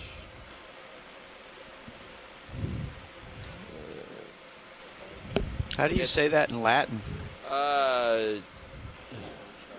Obscura? I don't know. You were being serious. I have no idea. Well, That's semi-serious. Bizarro spongia, something like Yeah. that, maybe. I think I'm starting to Did get you already an wake it idea up, as he's Nav? getting closer. So it's I woke it up, definitely a but glass I don't sponge. think it worked because I haven't gotten any So pings yet. I'm gonna that's try a again. start. Copy that. I suspect it's a hard sponge. So that means it's brittle and the spicules are fused together. It's so thin that it's going to be very brittle. And I think You're it clear could, to zoom video. I think it could possibly be in the family Euretid.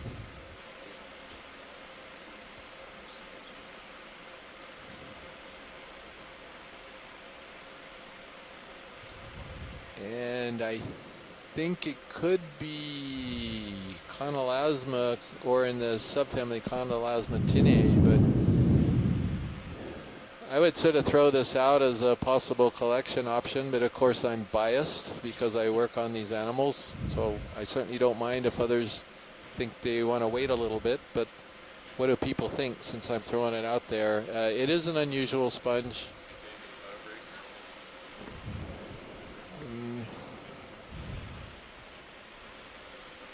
Let's see if we can get some feedback before we move on. And again, if you prefer to wait, that's perfectly fine with me. So Tina's good for the only collection. halfway through that move. If we do want to collect it, we're gonna have to stop. Scott says okay. So I don't know, pilot, are we in a decent position to try to grab some of this? Okay. Yeah, we can do this. Bridge nav. It's going to be very brittle, so expect it to break up We when hold present position. you try to grab it. Understood. Thank you, Bridge.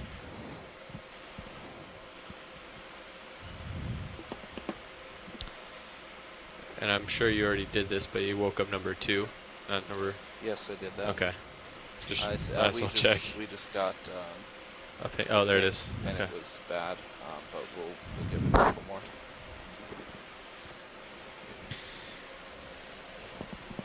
So Andy, if you could warm up some hydraulics for me, please.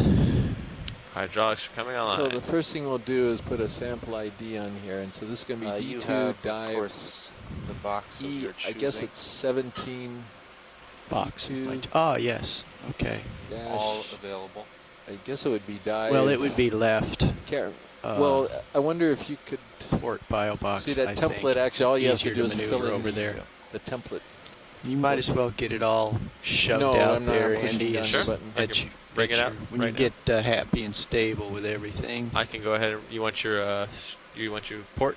Port bio box Copy out. that. Actually, let's retract and then bring it in first.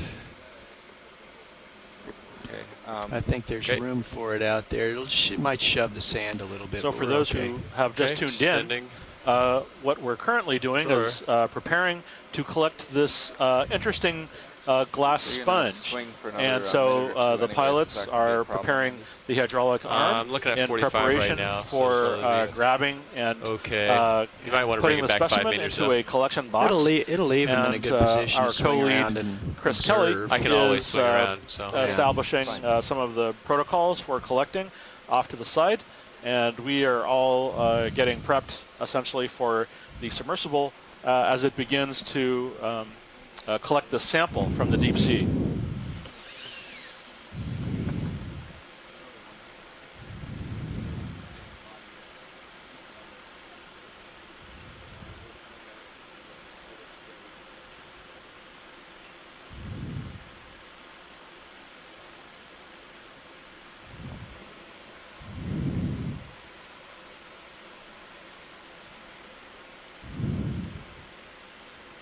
So Tina's asking about a zoom on the red thing after the sponge.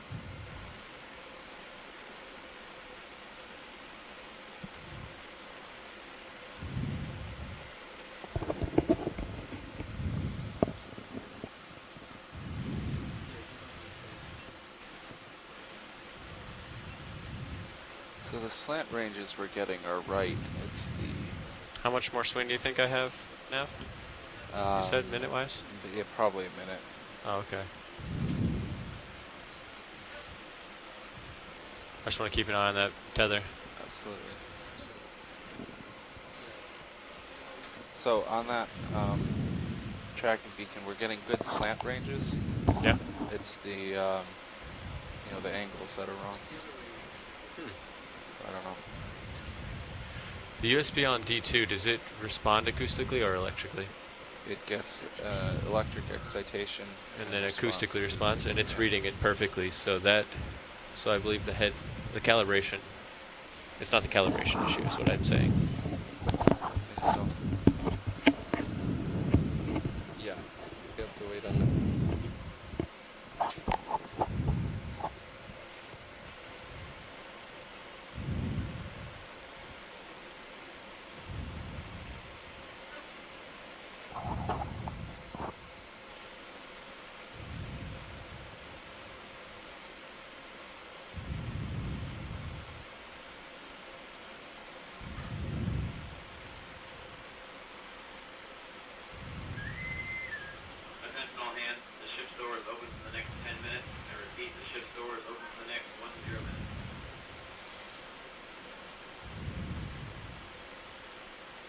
So yeah, you can see how brittle the sponge is. It's always a little bit of a trick Okay. collecting them. Well, we don't Wow. need to take the whole thing. We'll just get this little bit over here. Yeah, that would be great. That'd be more than enough.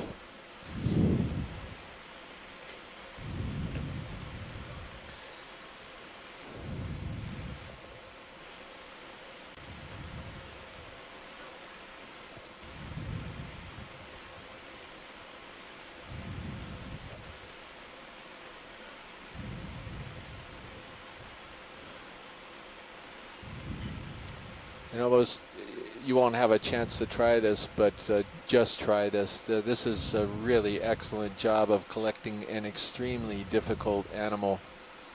So,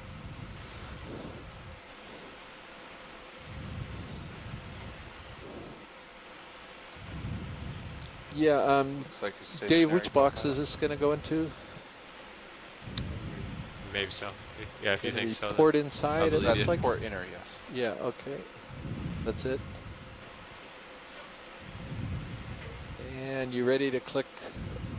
Wait till it drops.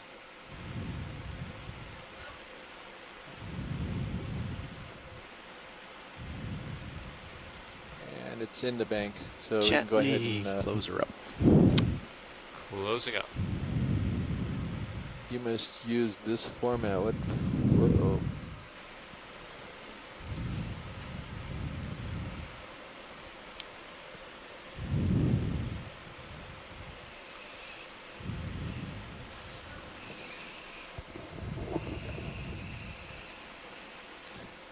Dave, can you stand by for one moment before you Certainly. move? Oh, sure. We're Yeah. refamiliarizing ourselves with the SES snapshot. We don't quite have the format right. I'm just doing a little housekeeping here. I can hang out here now that I can breathe again. Okay, let's try that. Oh.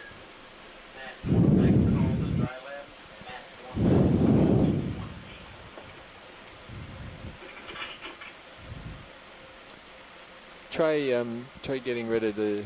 Finished with hydraulics. Well, there, maybe Andy. 02. Okay. You could be right I there. will Just dive secure. 02. Thank you Because it's so only much. asking for 2 numbers. Hydraulic secured.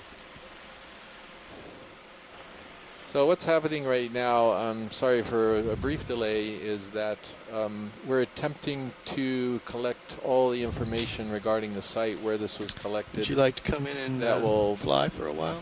And Sure, this is absolutely. using It's a a good time different to sort of switch. interface here on the computer, and it has a very specific format.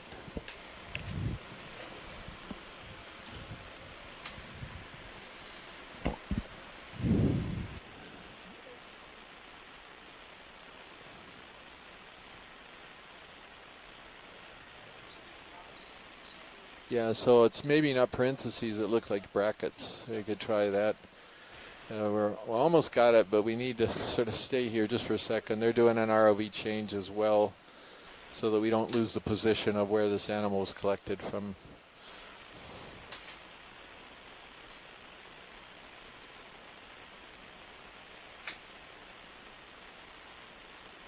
Let's try that.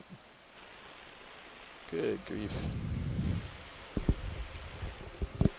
Pilot, I don't think there's anything else I can do to debug this really. Let's see if it improves when we get shallower. Copy that.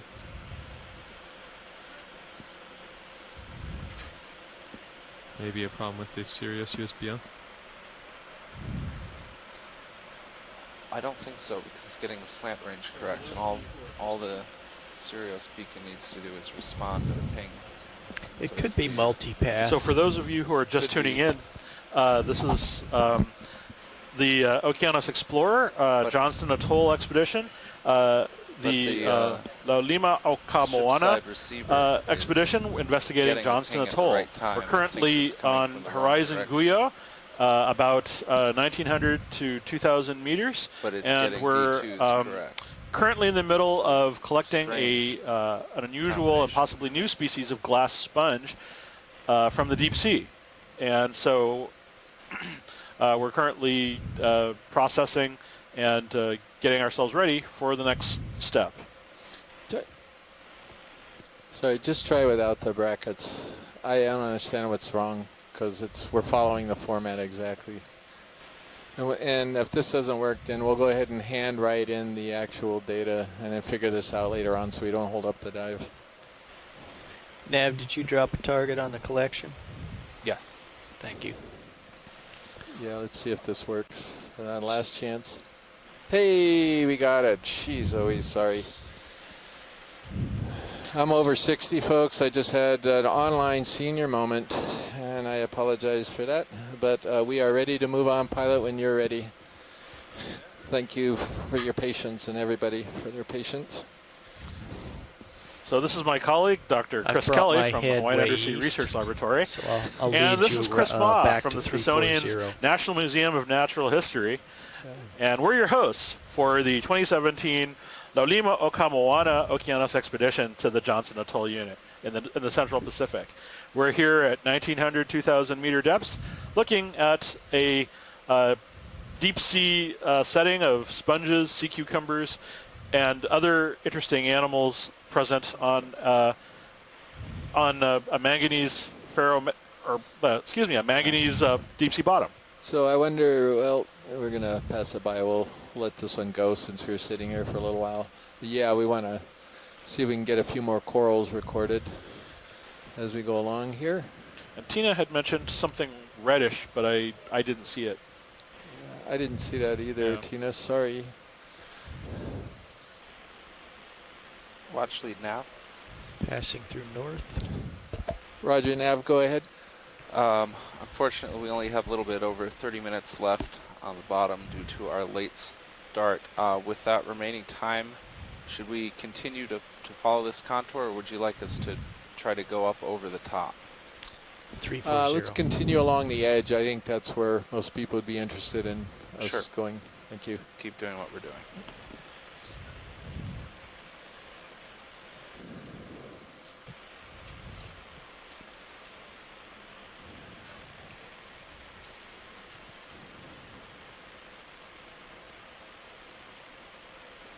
So we're gonna continue along this edge.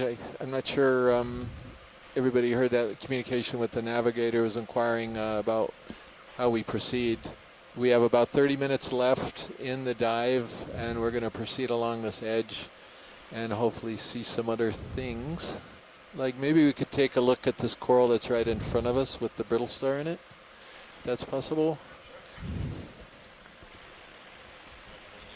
Yeah, I'm coming. I'll come down. Maybe a coral. Can't tell from this distance. You want to move? It has a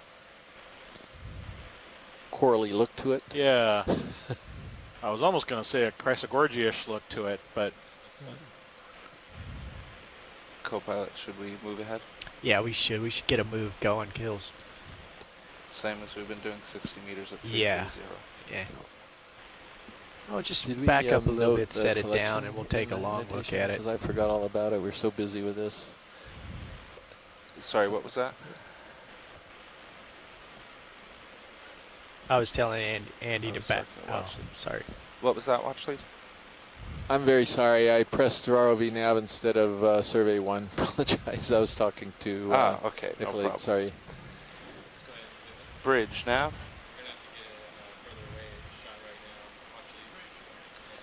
We'd like another ship Roger move, that. please.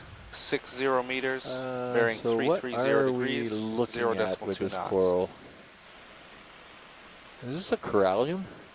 A corallid? I think it could be. Good copy. Let's give.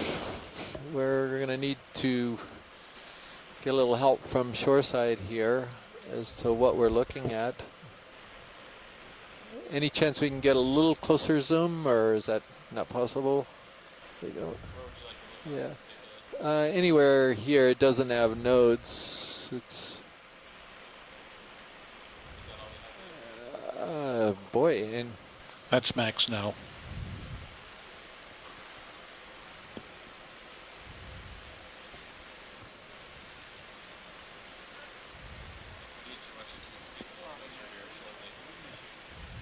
Thank you, Bridge.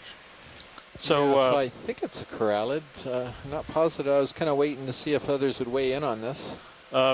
in the meantime, this looks to be a urialid type ophiuroid. This is what's called a serpent star relative to the other groups called brittle stars. This group of brittle star or ophiuroids have a fleshy tissue that covers over the vertebrae on their arms, which gives them the ability to coil very tightly on the branches. And these are what's called commensals. They live on these corals. I don't believe they actually feed on them. They simply live on the branches in order to take advantage of water currents and other food swing by them, as well as presumably taking advantage of the protective tentacles, which provide some stinging and feeding for the coral itself. It's not uncommon to find these ophiuroids, these serpent stars, living on corals, and oftentimes the species of serpent star is closely related, or sometimes always related, to the species of coral that it lives on. We'll often see a great deal of these in the deep sea as we progress. This is one of many types.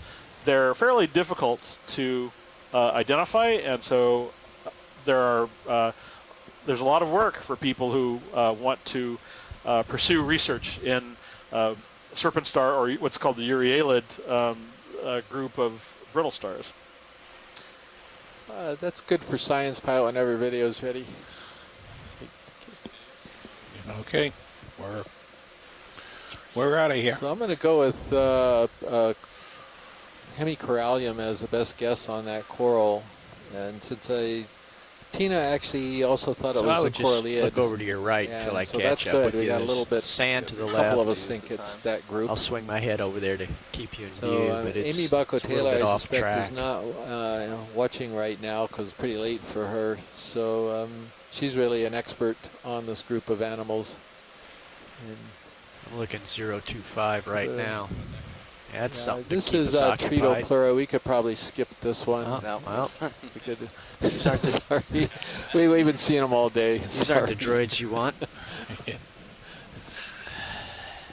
That's a live one. We've been seeing a lot of dead ones, but we haven't. Oh, that's seen as many interesting. live Yeah, ones. that's probably the Yeah. first live one we've seen Yeah. today.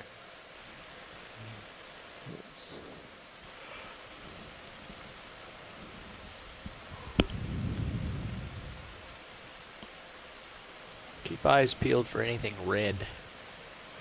Red. There was interest in redness earlier.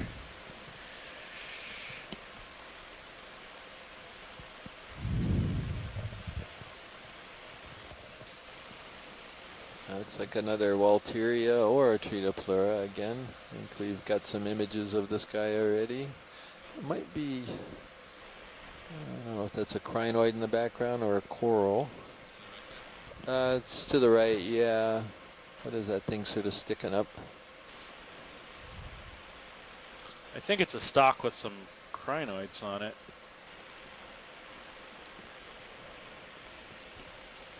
Maybe a coral with some crinoids on it. Or is it a stock crinoid? I think it's a stock crinoid. Isn't it? No, I think that's two feather stars. Yeah, please. Yeah. Oh, darn it. I was hoping to get the echinoderm expert, but he... No, I got me got a instead. good eye for it. This is the equivalent. This is the crinoid equivalent of 3 ducks wearing an overcoat. So.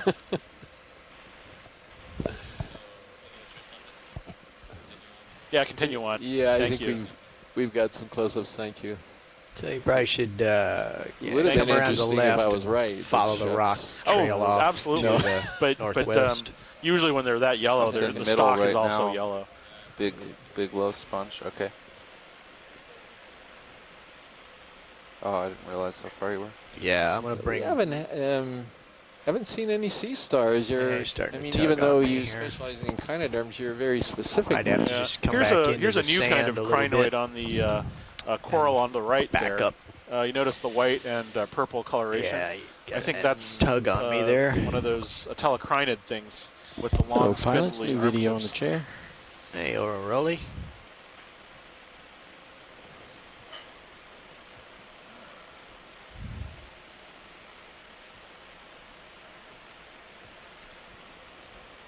Yeah, just keep coming west.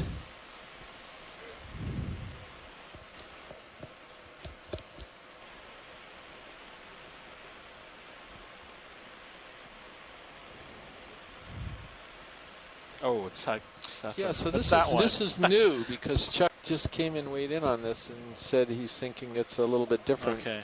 Oh, it's a oh, geez. Okay. Yeah. Xenometra day. But they've got the long filaments just like the atelocrinids. Okay. So it's I got to get those straight. yeah. Okay. Okay. That was over to the side. Yeah. Back there. So as fascinating as this is, you're going to have to take a dash across the sand, and hopefully there's some rocks over on the west side. I think the sea stars are angry at me. We haven't seen one yet. Yeah, that's kind of unusual. we always see a sea star on every dive. That's a Spitangoids are pretty cool animals, Yeah. and we rarely see those. So, especially one that's kind of half buried in its habitat like that.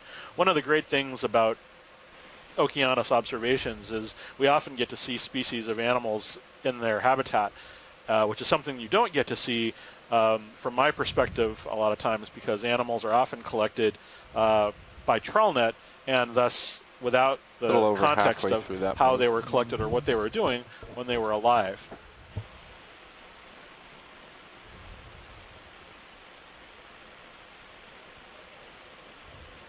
And pretty much back on track here.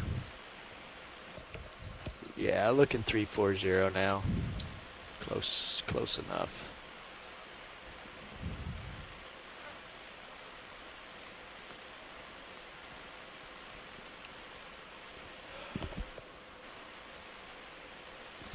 So Ken Sulak just pointed out that that we haven't seen any shrimp or some of the more common benthic megafauna that we typically see on the dives are cruising above the seafloor, or even the nematocarcinus, the long-legged shrimps. Oh yeah, we haven't seen any of these things here, which is. I thought I saw one swim through just a little while ago.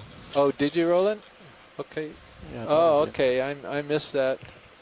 What's this? Yeah, they've got a wispy coral directly going off the screen in the bottom. And we have bottom center.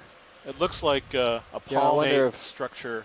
Yeah, could you go down? Yeah, there he is at the very bottom. This is something different, I think. Yeah, right there, right by the lasers. I think it could be a Chrysogorgia.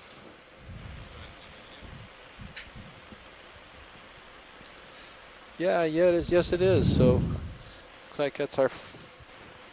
I think we saw another Chrysogorgia a little bit earlier, and there's a demasponge next to it, a possible Cladorizid to the left of it as well. So Scott works on these, and he's on the event log. And I'm going to see if he's looking at the animal right now. It could be something that we call Chrysogorgia stellata. It's kind of a bushy member of that genus with pretty thick branches for Chrysogorgids, which this seems to have. But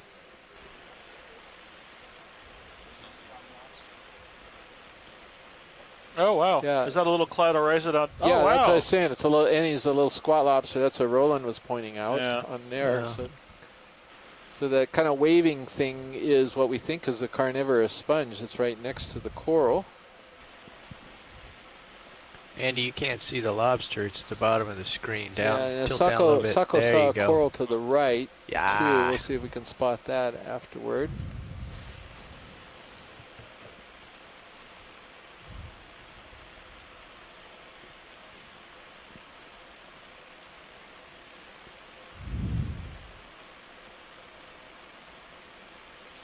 Boy, so is that coral planar, or is that more bushy, you think? It's kind of bushy, right? The Chrysogorgia? Yeah. I think it's more bushy. I'm just looking in this on the guide here.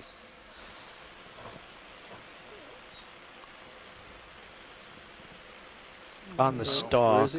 Right. Oh, Yeah. Yeah. So there's Yeah, a it is. sort of a cluster of red spheroid things that almost look like kind of a ball on the coral. They might be eggs, but I'm not sure if they're the eggs of the coral. Thank you, Bridge. Ready for full screen? Yeah, okay, so I am going to grab that one next. Little So you tilt know what, up. let me see if I can put that in.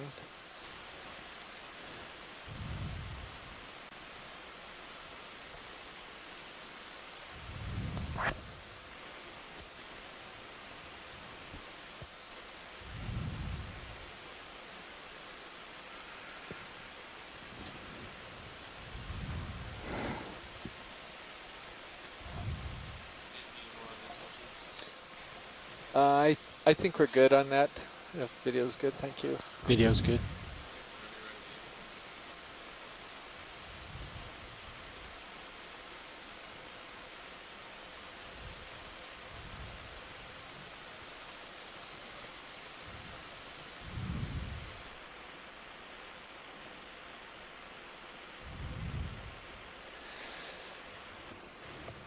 Okay, you hear these pauses because they're kind of punching information in. Some more dead sponges, one live one, a Walteria we're just passing over. There's a stock crinoid, isn't it? Yeah, I think it's the same one, though. Another The hyocrinid, hyocrinus, okay. Tiburana crinus, was that right? Yeah, I think that's it. That's a lovely animal. Right. There might be some things growing on the stalk. If we could take a quick look, please, at the stalk of the yellow crinoid to the left. You're good. Oh, if You're good. not, don't worry about it. Ship's No, we're but fine. she might be swinging a little bit. We're not. I'm not moving much. I got thank you. you. You'll be Oh, all I right. see. It's a Walteria just near the base. Okay. I thought there was something growing on the stalk. I'm not Oh, and there's a shrimp. Maxu. Where's the, I didn't see the shrimp. Oh, it was on the stalk? Oh, okay. No, it was Just behind it. Okay. Yeah. Sort of need to get closer if they're wanting to look at that shrimp. Thank you, pilots. Yeah, thank you.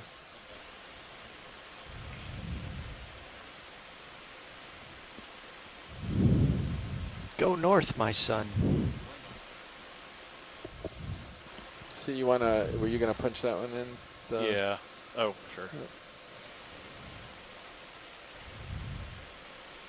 This is another Caulophacus stock sponge that we're going over. We got a good image of that earlier on. This could be the bamboo corals, I'm not really sure, that we passed over. And we might have something up ahead here on the rock that looks a little bigger. Oh, I see. It's going to be some more crinoids growing on a dead stalk of some kind, I think. Chris? No, we can move forward. If you see crinoids that are like a strikingly different color, then yes. But if the yellow ones, the yellow feather stars are all that there are, then we can move past them. Thank you. And we appreciate it. Thank you. Yeah. Oh, yeah, let's go ahead and zoom in on the red. It's going to be another one of these Anthomastus or pseudo-Anthomastus. Yes. Let's see if it's a little, I'm not sure if it's different than the other one we imaged. It looks like it's the same color. Yeah, the tricky part on them is, one thing from this distance is whether or not the stalk is a different color than the, whatever you call the head of it. Or the, yeah. Oh.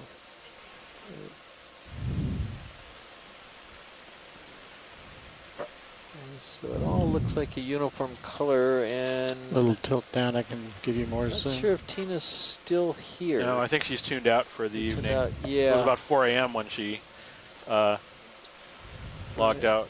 So I'll take a guess on this one that it's going to be a pseudo-Anthomastus, similar to the one that we already had logged. I can punch this one in. Go there. It's the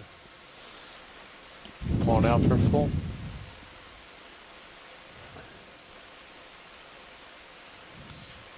So this really shows beautifully the 8 feeding arms with the tentacles coming off of each one. This one is in kind of a mushroom shape with And video's clear. all of the feeding polyps coming off of this large Northwest capped sort of structure on the top.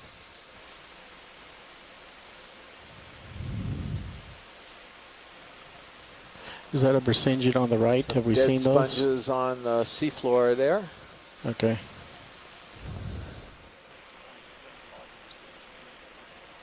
What Bersinget? I saw it, but we moved past it pretty quickly, so no big deal. We'll see another one.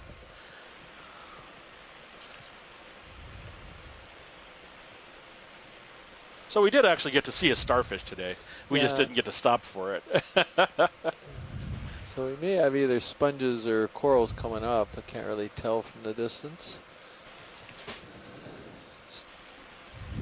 Be nice again to get some sea stars and get some more corals. Well, I'm sure we will. Yeah. Got a few. Yeah, this is another Cheetopleura sponge. The live one there, the white one. It's possibly a dead one in the background. I don't think so. I think these are the same things that we've been seeing already today. Thank you. Nice pirouette would be a nice visual to have of those. Yeah, I don't know how fast we're moving or what our timeline is. That thing over on the left, is that something we haven't seen before? Is it just all squigglied up there? Yeah. Oh yeah, the squiggly line is a stoloniferous octocoral. We've seen that once before. Chris, do you want to see it again? But this, not where is it? the Oh, right it's under the punching something lasers. in. I didn't I see think what we was going on. passed it. So, but we saw the stoloniferous octocoral back there. Yeah. But what is So this is a dead sponge, but it's a different sponge. Yeah. Okay. Oh, yeah, we don't need to go back to it, I don't think. That's Yes. dead, isn't it? So this is dead. The sponges actually turn, these glass sponges turn brown like this after they die because they accumulate sediment and they lose a lot of their tissue. But that was an odd one. Interestingly enough, it's not like we were thinking of collecting it, but dead sponges don't make good Squiggly line collections in the because sand they at the lose a bottom. lot of the microscopic parts when they die. It's just off screen bottom. It's There's something up ahead there. like that something round crawling in the big sand mound. past. The round mound. The round mound. Oh, and here's a coral, excuse me, off to the left. I wonder if we could get that just going off screen. Yeah, this one here. This could be another bamboo coral. And then maybe that round thing after this, because that's pretty weird looking. Oh, and there's a... Oh, there's another one, a Ritogorgia. Sure, a couple, bunch of these. You start with the one on the left there, the close, well, whichever you can get to. Okay, that'd be great.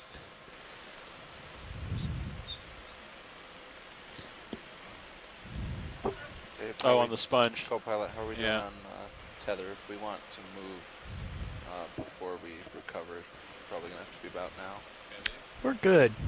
I'm almost right A over little him. tilt up center. I see that Les is still on and Scott's still on the event log, and I don't know if we could get a hand with this thing from either one of those, either via the audio or the event log. This is a bamboo 12 coral, minutes left. something they specialize in.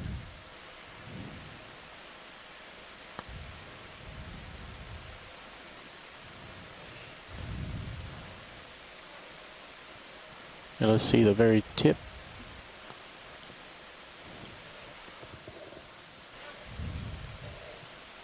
Hold there. That gets that black in the background.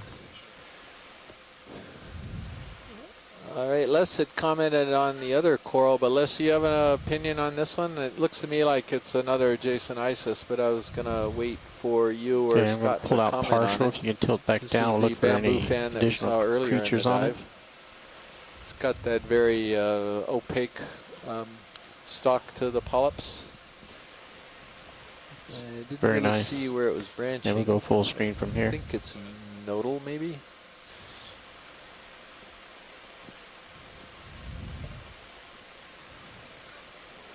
And lasers are clear for the beauty shot.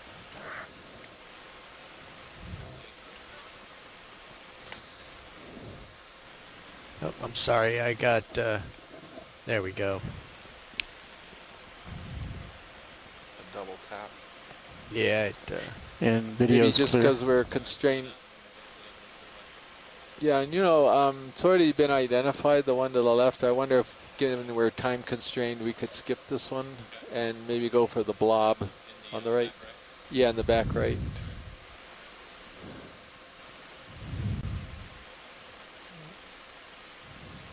It may be a sponge, but maybe it's...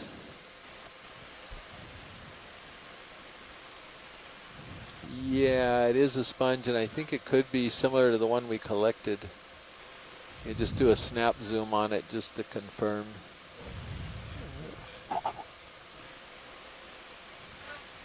Yeah, I think so. I think it's the same Partial. hard sponge that we collected. Great. Should have lasers so on to Les go across Watling wasn't this. sure what the bamboo was. Yeah, we're good on that one, thank you. No, I was just reciting a comment in the event log. The one that we zoomed on just previously, one of the experts was not sure which it was. No, let's go ahead forward, I think. We've got to find one sea star for Chris. One last. Well, we went past that one Brisingate, but yes, it would be nice. But let's see what else there is. 10 minutes. yeah. Well, you can just fiddle around here within the tether length. You can go south on this rock pile. Looks like it's a Oh. crinoid on a dead sponge, I think. On the right with all the... Oh. Yeah, let's take a look. Oh, is it a Is worm that or a a fish? cucumber? It's Oh, moving pretty quickly. Oh, there it is. It's a fish. It's a fish. I was looking at the rock. We'll take a look at the rock later, too. Yeah. Okay, so Ken, you're on. If you can fire off an idea. I have Is an that about idea your of at maximum least what closeness? Ken family is- this is in. Yeah, he's... But Ken Sulak, who was on earlier, let's see if he still is. He's out. He's out? Yeah. Okay, so this is in the family Synaptobranchidae. It's a cutthroat eel, and we have encountered them fairly commonly on our dives to these About the depths best I and can other do. locations. Okay. Yeah, thank you. Yeah, let's take... I think there was a rock to the right that had a bunch of spiny projections on it. Yes, sir. Thank you.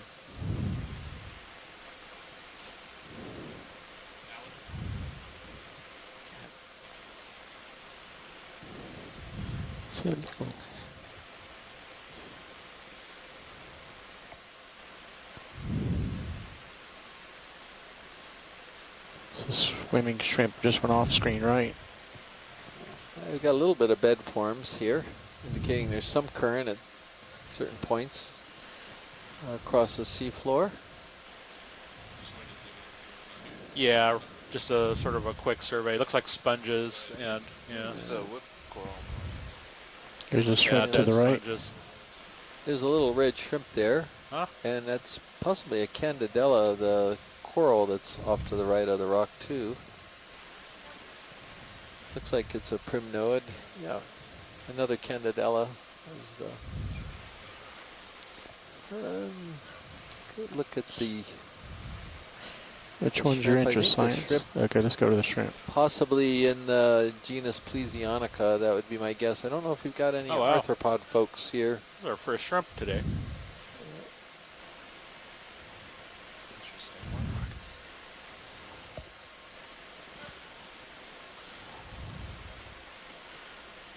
And when we're done to the far left of the rock, there was something in the sand that might be a jellyfish. We're Video's not clear. sure. Awesome. Thank you. That little pop on the camera just then was a loss of communication momentarily. I think you got a sponge there. I think that's it. Okay, yeah, let's take a look at this. There might be a sponge. Yeah, nothing wrong with that. No? No, I think he was, Dougal was hoping it was a jellyfish. Oh, okay. Actually, this is an interesting sponge here. We could get it's You know, different a than little the bit ones more we've rotate seen right so you earlier. can see the It's living in stalk. sediment. That's one clue. I think they're going to be interested in the stalk structure We'll get as well. quick zoom because I think there's an effort to get some jellyfish and sea stars.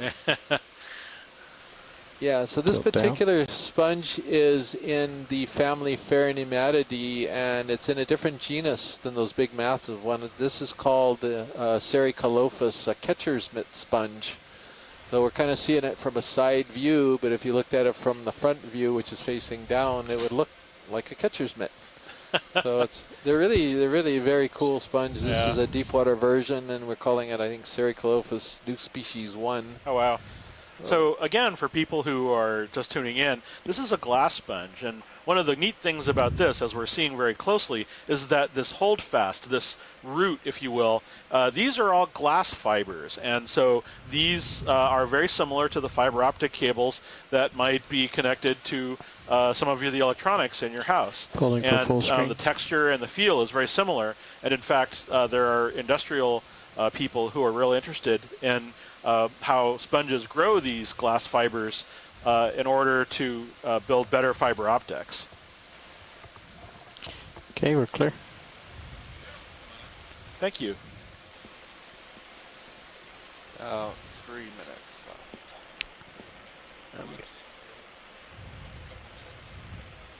If you come left and go west, you'll be setting yourself up for recovery a little bit. Add a minute or two if you're going to get set up ahead of time.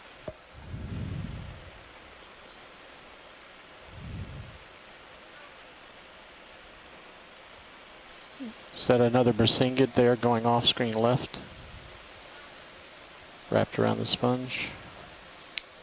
So there's a white star-shaped animal on those two central stalks, right under the crinoids. I think that's probably a Bersingid sea star of my dreams. Better get that in a bag. Oh.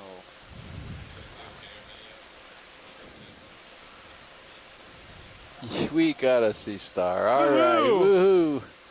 So this is a Bersingid sea star. These are very similar in appearance to brittle stars and feather stars. You'll see all of those long projections coming off of the arms. Those are used.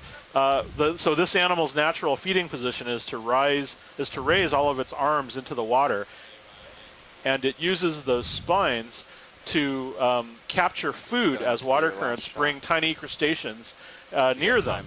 The spines have little claws on them called pedicelaria, and those little claws completely cover the spines, and they form almost kind of a death Velcro. And so when small amphipods and little tiny crustaceans swim by them, they get caught on them. And then the tube feet clear off that food and move them down to the mouth. This one looks like it might be in the genus top under the arm, maybe Fraella. These are commonly, this particular group is commonly encountered at deeper depths. You have the ability to rotate right surface without of the losing arm your footing? plating is usually more sort of consistent. Other groups have more well-defined ribs. But this one looks like it's kind of passively resting. It's got its arms down instead of extended into the water column. But first good capture of a sea star today, and I'm very grateful to everyone for spotting it and zooming in on it. Got a black coral in the background too, probably another one of those potential trichopathies which Tina helped us with earlier on. Go for full screen. And as we're getting close to leaving the bottom, that glass sponge is genus Tritopleura. That's the one to the right of it. There's a little sort of translucent crustacean on that upper arm right in the middle top. I'm not sure if it's I'm not sure if it's just caught or if it's just hiding below the spine. Hold.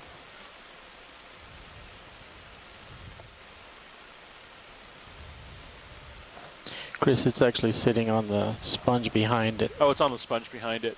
Ah, oh well. Still kind of interesting gold eyes, though. Yeah, sometimes the crustaceans are just caught on the spines.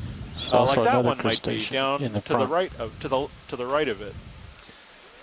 By the way, we wanted to give everybody a heads up that we are going to have a dive planning call this afternoon right after the ROV leaves the bottom. Okay, so And basically, if I just swing so around hang on right there. to We the know it's pretty late east for and some of you. So if you swing can hang around on a right few to minutes, the those west of you and want to drive off, participate we should be good. with regard to I tomorrow's got dive. your swing arms. Double which should checking be the a cameras, full-length but dive. I think I got them. As far as I know, but we'll get an update Nothing's from sticking the out. ROV dive Pulling super up, give you during the meeting. clearance here, and coming around west.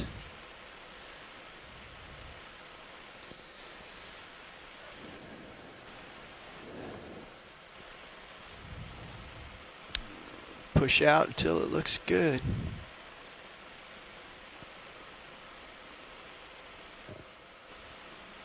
See the tethers starting to come around. What is that big? That's just a rock, Shadows. The rocks can really play funny things with your mind down Oh, there. yeah. You I can think- see all types of shapes in them. Yes, well, I've seen any number of quote-unquote sand stars, starfish-shaped bodies of sand amongst the basalt or the manganese. Look at that ring of holes we're coming up on. What's that interesting sort of I've seen sediment that structure? before. Yeah, That this sort little of- thing right here? Yeah, the looks like a bunch of round dots in Oh, a the circular round dot. pattern. I think they're getting ready to leave the bottom, Yeah, if I'm you're not getting mistaken. stretched out. You should be able to start coming up. I think it's more than just getting ready. I think We have left. they're fully Elvis lined is, up yeah, now. Elvis has left the Tense. building, huh? Very good. While we're still sort of on the bottom, is there time to let the pilots introduce themselves? We haven't had a chance to do that today. Sure, it's Camera up front. Yes, sitting in pilot currently is Andy Lister. My co-pilot will introduce himself. co-pilot Dave Wright. Navigator Dave Casagrande. Over on video. Yeah, hiding in the corner is Roland Bryant.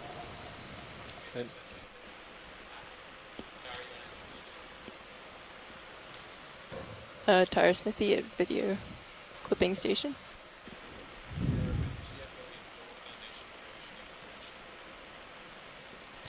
so Picking you thanks, up in guys. tether and cam. Keep pushing, thanks, keep thanks rising. for Bridge nav. thanks And to also- the ship for actually troubleshooting left that the bottom, problem so and we'd actually like to getting us a continue to dive hold today. It position was for looking now, pretty but, shaky there yes. for a can while. change I'd also like to rotation center thank to midships. Nicola Rodriguez, who's helping us annotate Bridge. and working on Okay, tether's all good. Starting to haul up. and working helping us annotate a lot of the animals that we're seeing. Yeah, so again, real quick reminder, as soon as we can get a hold of hauling in. Mashkor, who's probably in the room next door, then we're going to go ahead and have a dive planning meeting. So give me just 5 minutes to round him up and give him time to bring up the Fleeter Go ahead. Mouse maps that we'll use to show you what we have planned for Thank you, tomorrow, Bridge. and we'll get right back to you.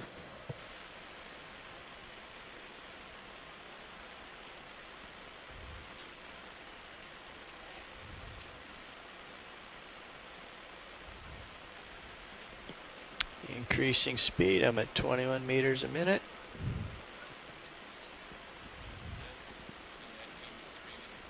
Yeah, you'll be catching up real quick here. I'm bringing up the speed.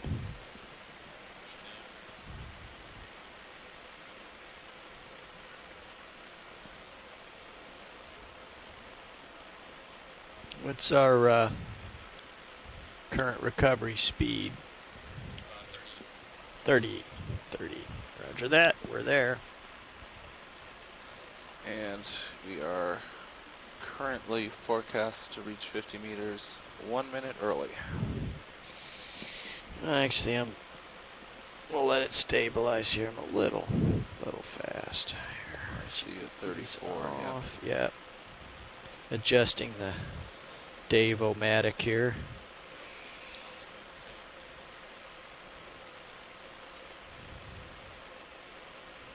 Okay, that's good enough. Don't need lasers. So I don't see much in the way of water column currents.